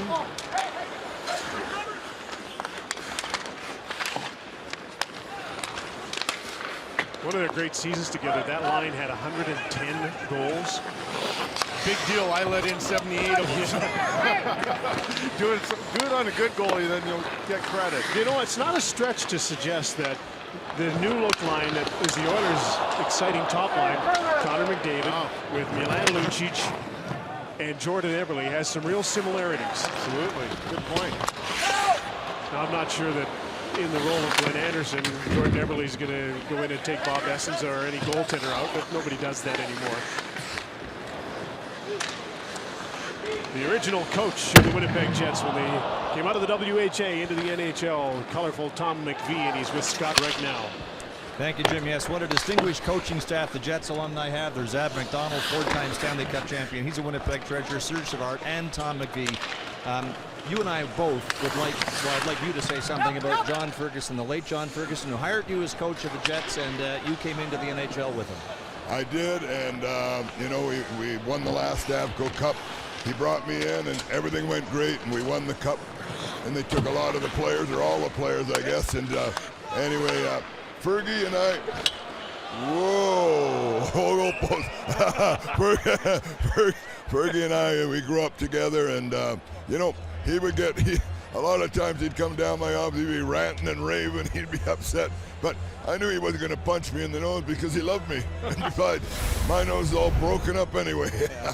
Fergie was a wonderful man, and I'll say this about him. There was never a dull moment around the camp of the Jets when he was running it. Well, I know you loved it when you were working around there. Come around every day and something good would happen, wouldn't it? Several times he threatened to kill me, and he'd have been within his rights to do it. Thank you so much. Thank you so much. Thanks, Tom. Appreciate it. Okay, thanks, Scott.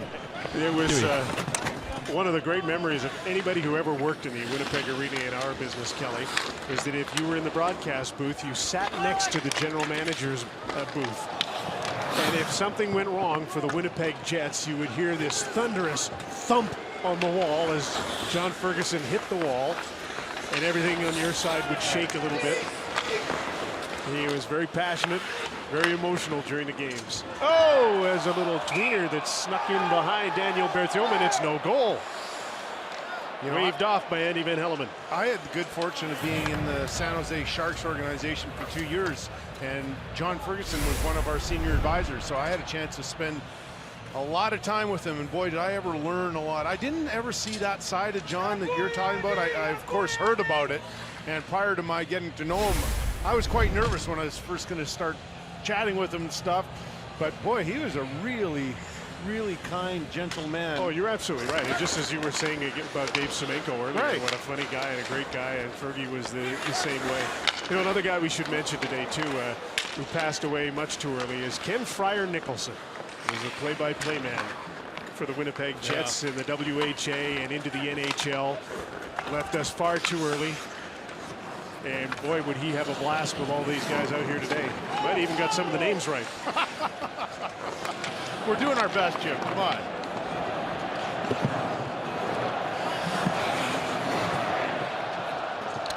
.44 in the third period, and they're picking it up a little bit.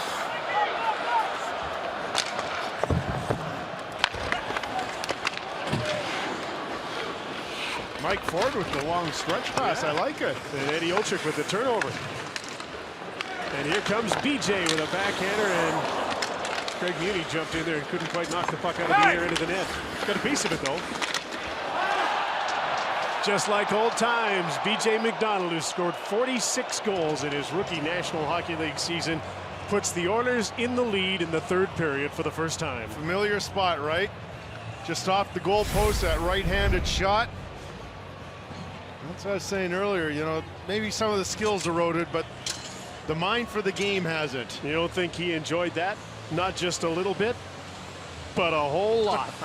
Oilers have the lead at the Alumni Classic, the Tim Hortons Heritage Classic. Great weekend in Winnipeg. Today's wonderful alumni gathering whets our appetite for what's to come tomorrow at Investors Group Field in Winnipeg. It's the 2016 Tim Hortons Heritage Classic. The Oilers against the Jets. 1:30 will be on the air. 2 o'clock, 2:30 for the Oilers and the Jets. Local time in Winnipeg. Scott. Jim, a lot of people very happy that this era has been represented in this alumni game. The WHA final game in league history played in Winnipeg.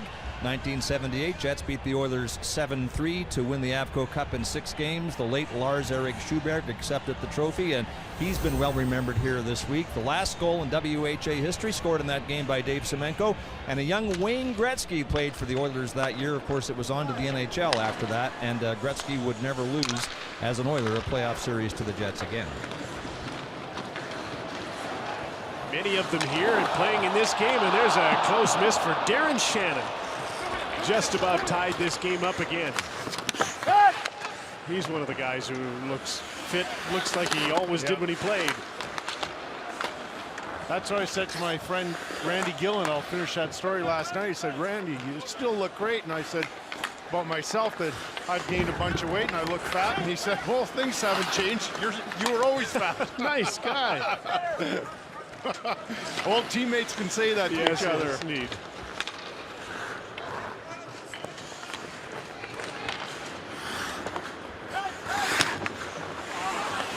There's Craig Simpson. Trying to give the Oilers a little breathing room, a little insurance marker here halfway through the third period.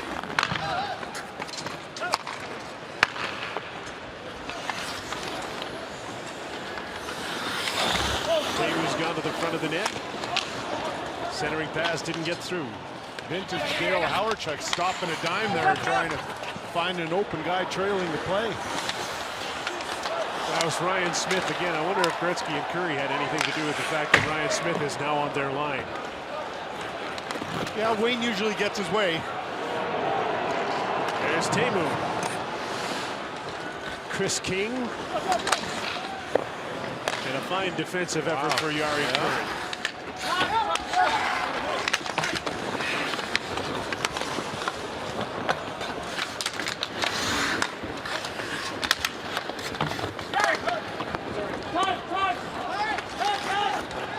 Okay, so it's more competitive now. They're yelling now. They're talking on the ice.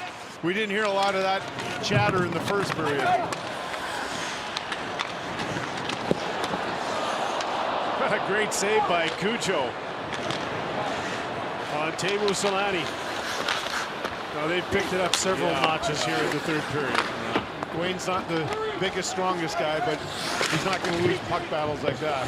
He wanted that puck back badly. Andrew McBain with a nice touch. And Cujo with another nice save.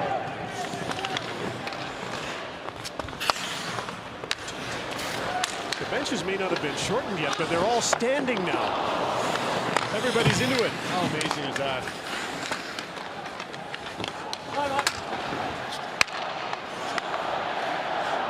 Tim Waters along the boards, and Coffey starts out. Good read by Koff. There's Dave Lumley, who came over in the second intermission, introduced himself to Kelly Rudy, and Kelly said, I know who you are. Davey said, oh, yeah, I thought you might think I was Bobby Orr. Because he's playing defense today. No, I won't confuse you, Dave. There was only one Bobby Orr. Dave played a lot of years on the line with Dave Hunter, and they had Kevin McClellan with them for a while. They were a good checking line.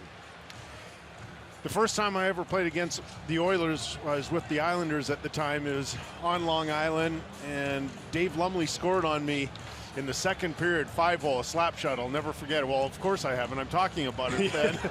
I'm so mad at myself. And I'm thinking, man, this guy's got a better shot than I had ever expected. He was a better scorer than some people gave him credit for. In fact, he got one season when he was up for a contract to get to play with Gretzky for a while. He sure did. That usually helps going into a contract. And here he is, speaking of the devil. Here's the new defenseman, Bobby Orr, with Scott Oak. Yeah, they're kind of confused as to whether you're Dave Lumley or Bobby Orr today. Well, I felt like Bobby Orr out there. They put me on D, and I think they wasted my talent all these years. I should have been back there the whole time. I would have been an all-star. There's no need for you to introduce yourself to Kelly Rudy. He remembers when you scored a 5-hole on him. Well, many a time. There was probably 10 or 11 5-holes. I'm just throwing it out there. Sorry, buddy. I'll tell you something else, Dave. You get the award for the oldest pair of skates in this alumni game. Where did you dig those out of the garage somewhere? Stanley Cup winners from '85. Wow. Yeah, I've just never changed them. I've worn them all these games, and they're 50 goal scorer skates too. How many seasons did it take to get to that? 3 years, but they were all pretty. So let's just drop it right there. Great, thanks, Dave. Good to talk to you. You too, man. Thanks. Oh, nice. Who has more fun than people? Yeah. These people. Yeah.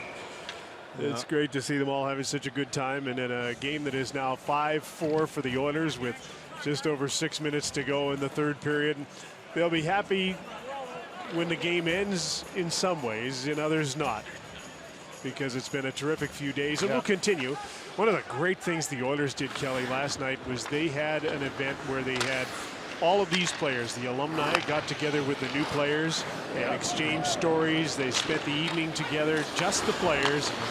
And trying to bridge a little bit of a gap, because the new Oilers for years and years have had to live with it on their shoulders that the other guys, it's the alumni that won the Stanley Cups, and you guys have never been able to live up to it. I think last night they found out that these guys are on their side.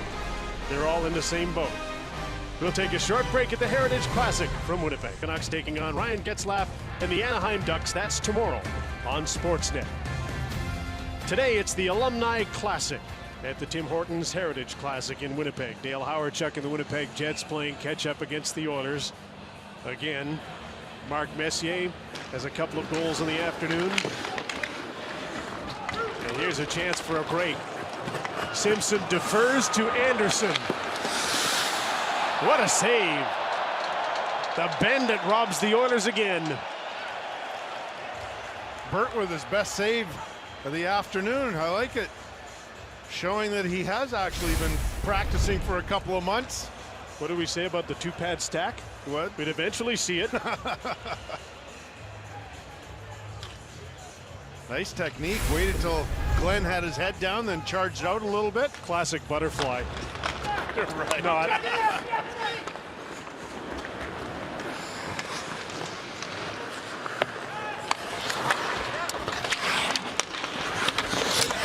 Tommy McVie sent this line of Hawerchuk, King, and Solani out here a lot.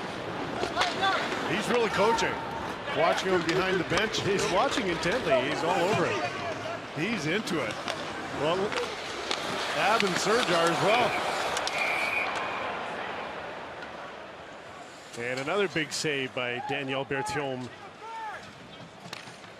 Straight time here, so the Jets are really running out of time. So Dan holding his team in. Slick little backhand pass, and that's looking a little bit more like the current goaltenders. Nice butterfly coming across. He just looks a little bit shorter than most of the guys now.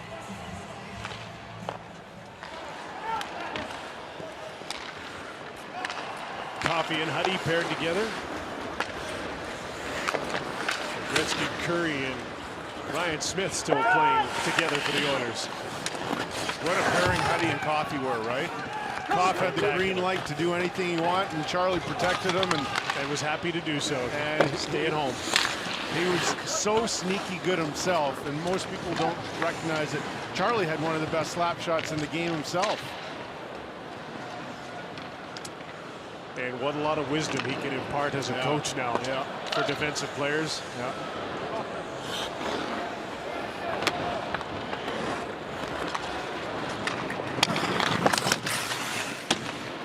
Charlie was going to lead that rush.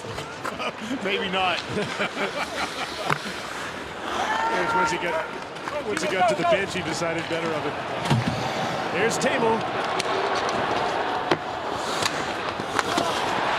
Wow. Chris King just tied this up.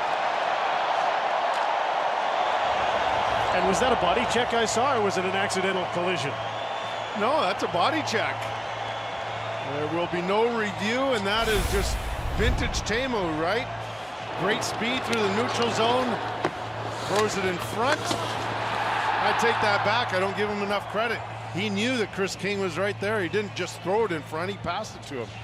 How slick is Tommy McVie? He had a premonition that this was going to be the line to do it for him. And Chris King, playing with Hawerchuk and Solani, has 4 points. Premonition? If anybody's counting. Premonition, or just throw out fit guys? So a 5-5 tie. Uh-oh, we may have to go to the commissioner and find out what happens if the third period ends in a tie. Frankly, I am wondering.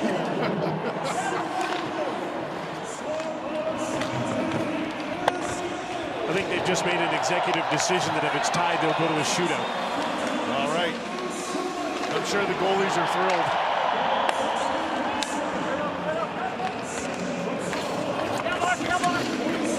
Still a couple of minutes, and one of these teams could end it. Laurie Boschman with a long shot. Curtis Joseph stopped. Edmonton, one of the 5 teams that Cujo played on where he won 30.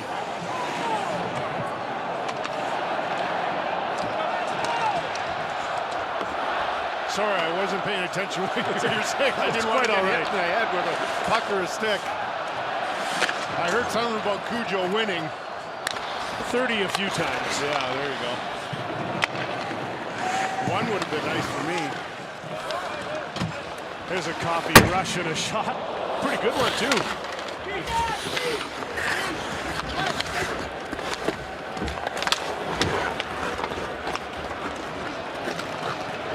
Another rush for Tamo with just over a minute to go. Slick move by Ducky.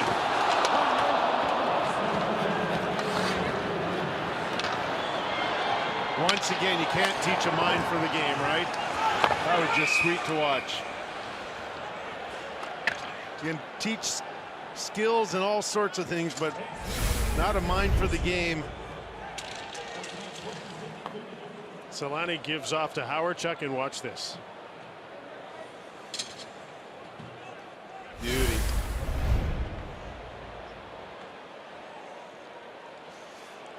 They've actually stopped the clock to give them a timeout here, and Tommy McVie is given all sorts of directions here on the bench.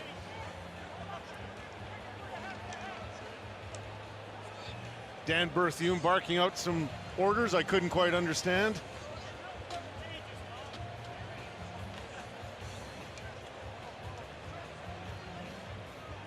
Just over 30 seconds to go in a 5-5 tie, and maybe we'll see a shootout.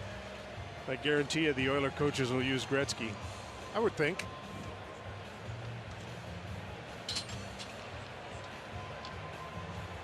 So Mess is going to take the face off against Howardchuk.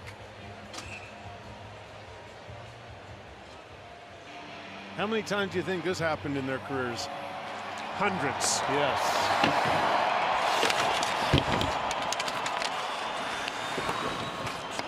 Messier with a little regroup, and Simpson and Anderson get into the attacking zone. Tempo Numanen out to play against this Oiler line. Oh, and a big trip, and down goes Solani, and with just a dozen seconds to go, Simpson has given the Jets a chance to win this on a penalty shot. Well, normally, as a color analyst, I'd rip a guy for taking a bad penalty like that, but I can't. He's on our broadcast team. So Craig accidentally fell and inadvertently tripped Solani, which gives us the opportunity to see Teemu Solani, and here it is on a penalty shot. See? That was accidental. The video Absolutely. was obvious. That wasn't a penalty by Craig. Here we go. Solani on a penalty shot to win it.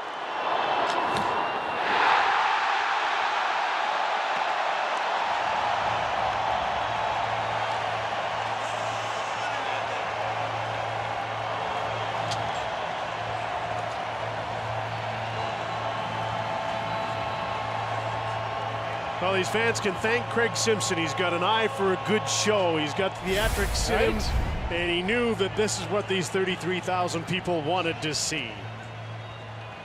Unfair to have hands like that, right?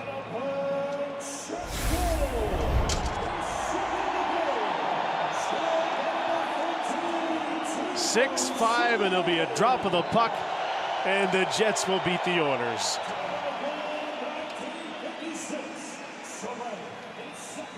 Charlie Huddy asking Curtis Joseph to leave his net for the extra attacker. There's still hope. Under 4 seconds, they'll have to be quick, and there was a day when they might have been quick enough. I like that. Most likely not tonight. Not likely tonight. Kelly's got a long night ahead of him. We've got full hockey night in Canada broadcasts coming up. It'll be hosted from here in Winnipeg tonight. Had a great time being with you this afternoon, so have fun this evening and watching the real game, and I hope you can keep up after this. Thanks, pal. My pleasure. It's been awesome working with you. Well, they've extended the clock. Suddenly an extra minute went on the clock. So Glenn Sather is controlling the clock here, I'd say. He's standing now, too. He just had his knee replaced. And been seated most of the show, but no. Before Teemu could bury the puck into the empty net, the Alumni Classic is over. Arch rivals for so many years through the 80s into the 90s. Winnipeg Jets and the Edmonton Oilers together again as one. as alumni of two great National Hockey League franchises.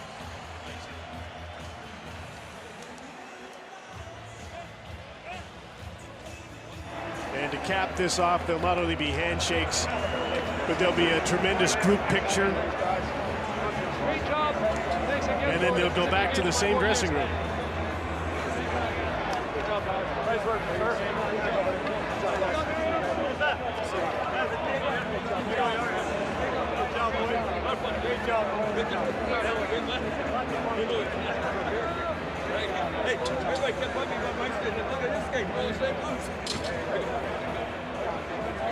I haven't seen that in a long time.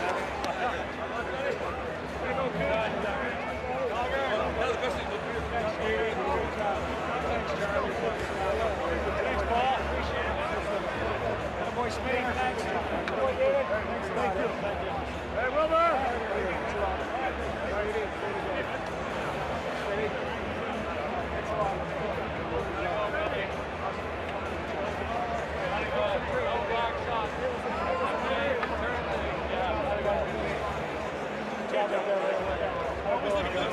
You knew the team when we usually get that.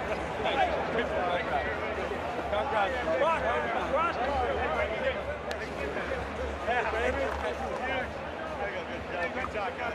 How'd it go? Good job, Peter. Good job, yeah. Awesome. Another one.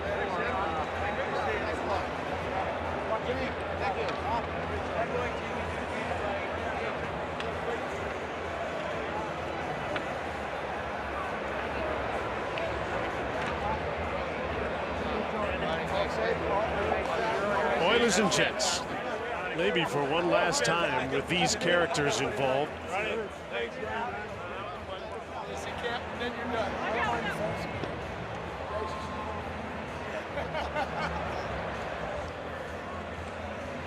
Gretzky and old pal Eddie Meal and Grant Fuhrer, two great goaltenders and the greatest player ever.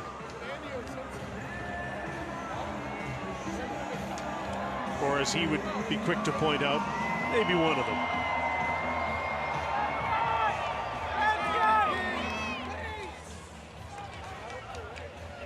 Perfect ending for Teemu Selanne.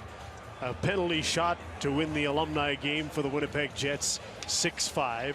Players will gather for a photo. There'll be a check presentation here from the Winnipeg Jets to the Edmonton Oilers Foundation. And then they'll retire to the dressing room that they share and likely tell a few more stories from years gone by.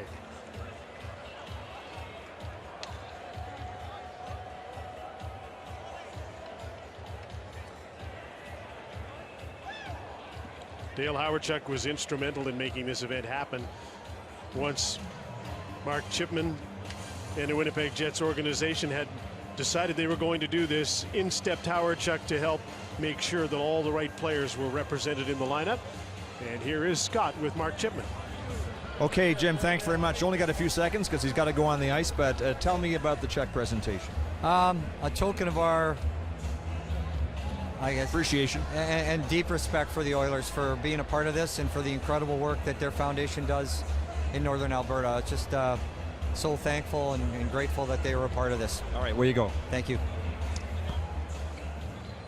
So this check from the Jets in appreciation of the Oilers' presence here today will go to the Oiler Foundation and its charities. And Ladies this is and a check gentlemen, for please $100 direct your grand. attention to center ice for a special presentation. The Winnipeg Jets are honored to be hosting the Edmonton Oilers and are deeply grateful for their contribution to the Heritage Classic. As a token of our sincere appreciation and to acknowledge the incredible work the Oilers do for their community, True North Youth Foundation Chairman Mark Chipman is pleased to present Bob Nicholson of the Oilers with a check in the amount of $100,000 to further support the efforts of the Edmonton Oiler Community Foundation.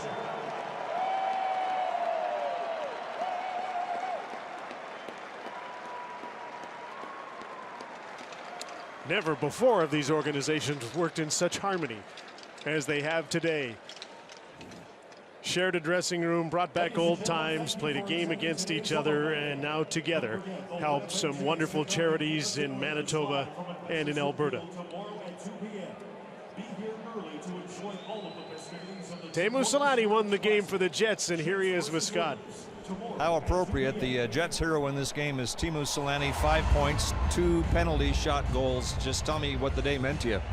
Well, obviously the score is the one thing, but you know, what a creative feeling here in this arena, and you know, playing against legends and playing with legends, that's unbelievable. And in front of the Winnipeg unbelievable fans, it's a great night. You know, if you do the math, when you left here, your wife Sirpa was pregnant with your first child. So your kids have never really had a chance to see you in a Jets sweater, and you have a few of them here today. How special was that?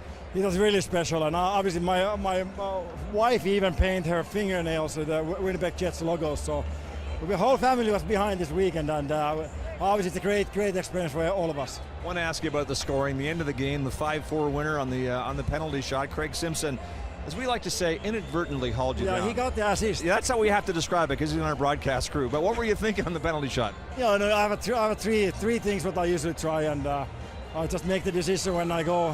I always watch first if the goalie comes out. If he doesn't come, I shoot, and that 5-0 is pretty normal shot for me, and you know, what a great ending. That's awesome. See, now you're speaking like you're still playing, and you've only retired, what, 2.5 years ago. When's the last time you were on skates?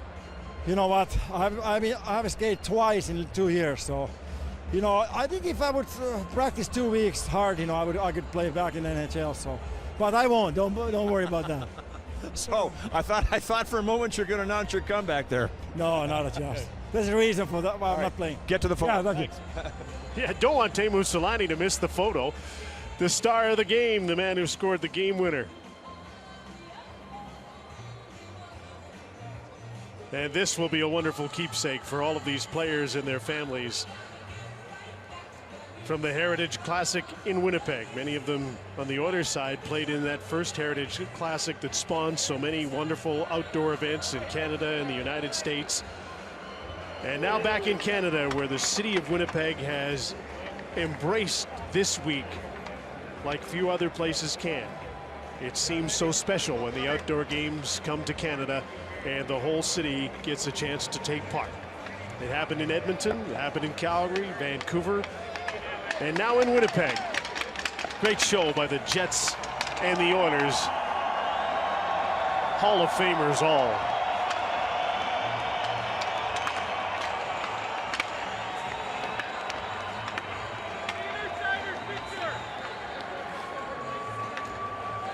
And tomorrow they'll turn it over to today's National Hockey League players. The future stars that are now the superstars. We'll see Connor McDavid and the Edmonton Oilers up against Patrick Laine, Mark Scheifele and the Winnipeg Jets tomorrow afternoon, and we can only hope that the weather is just like this. It was very sunny earlier today and might have been too bright to play.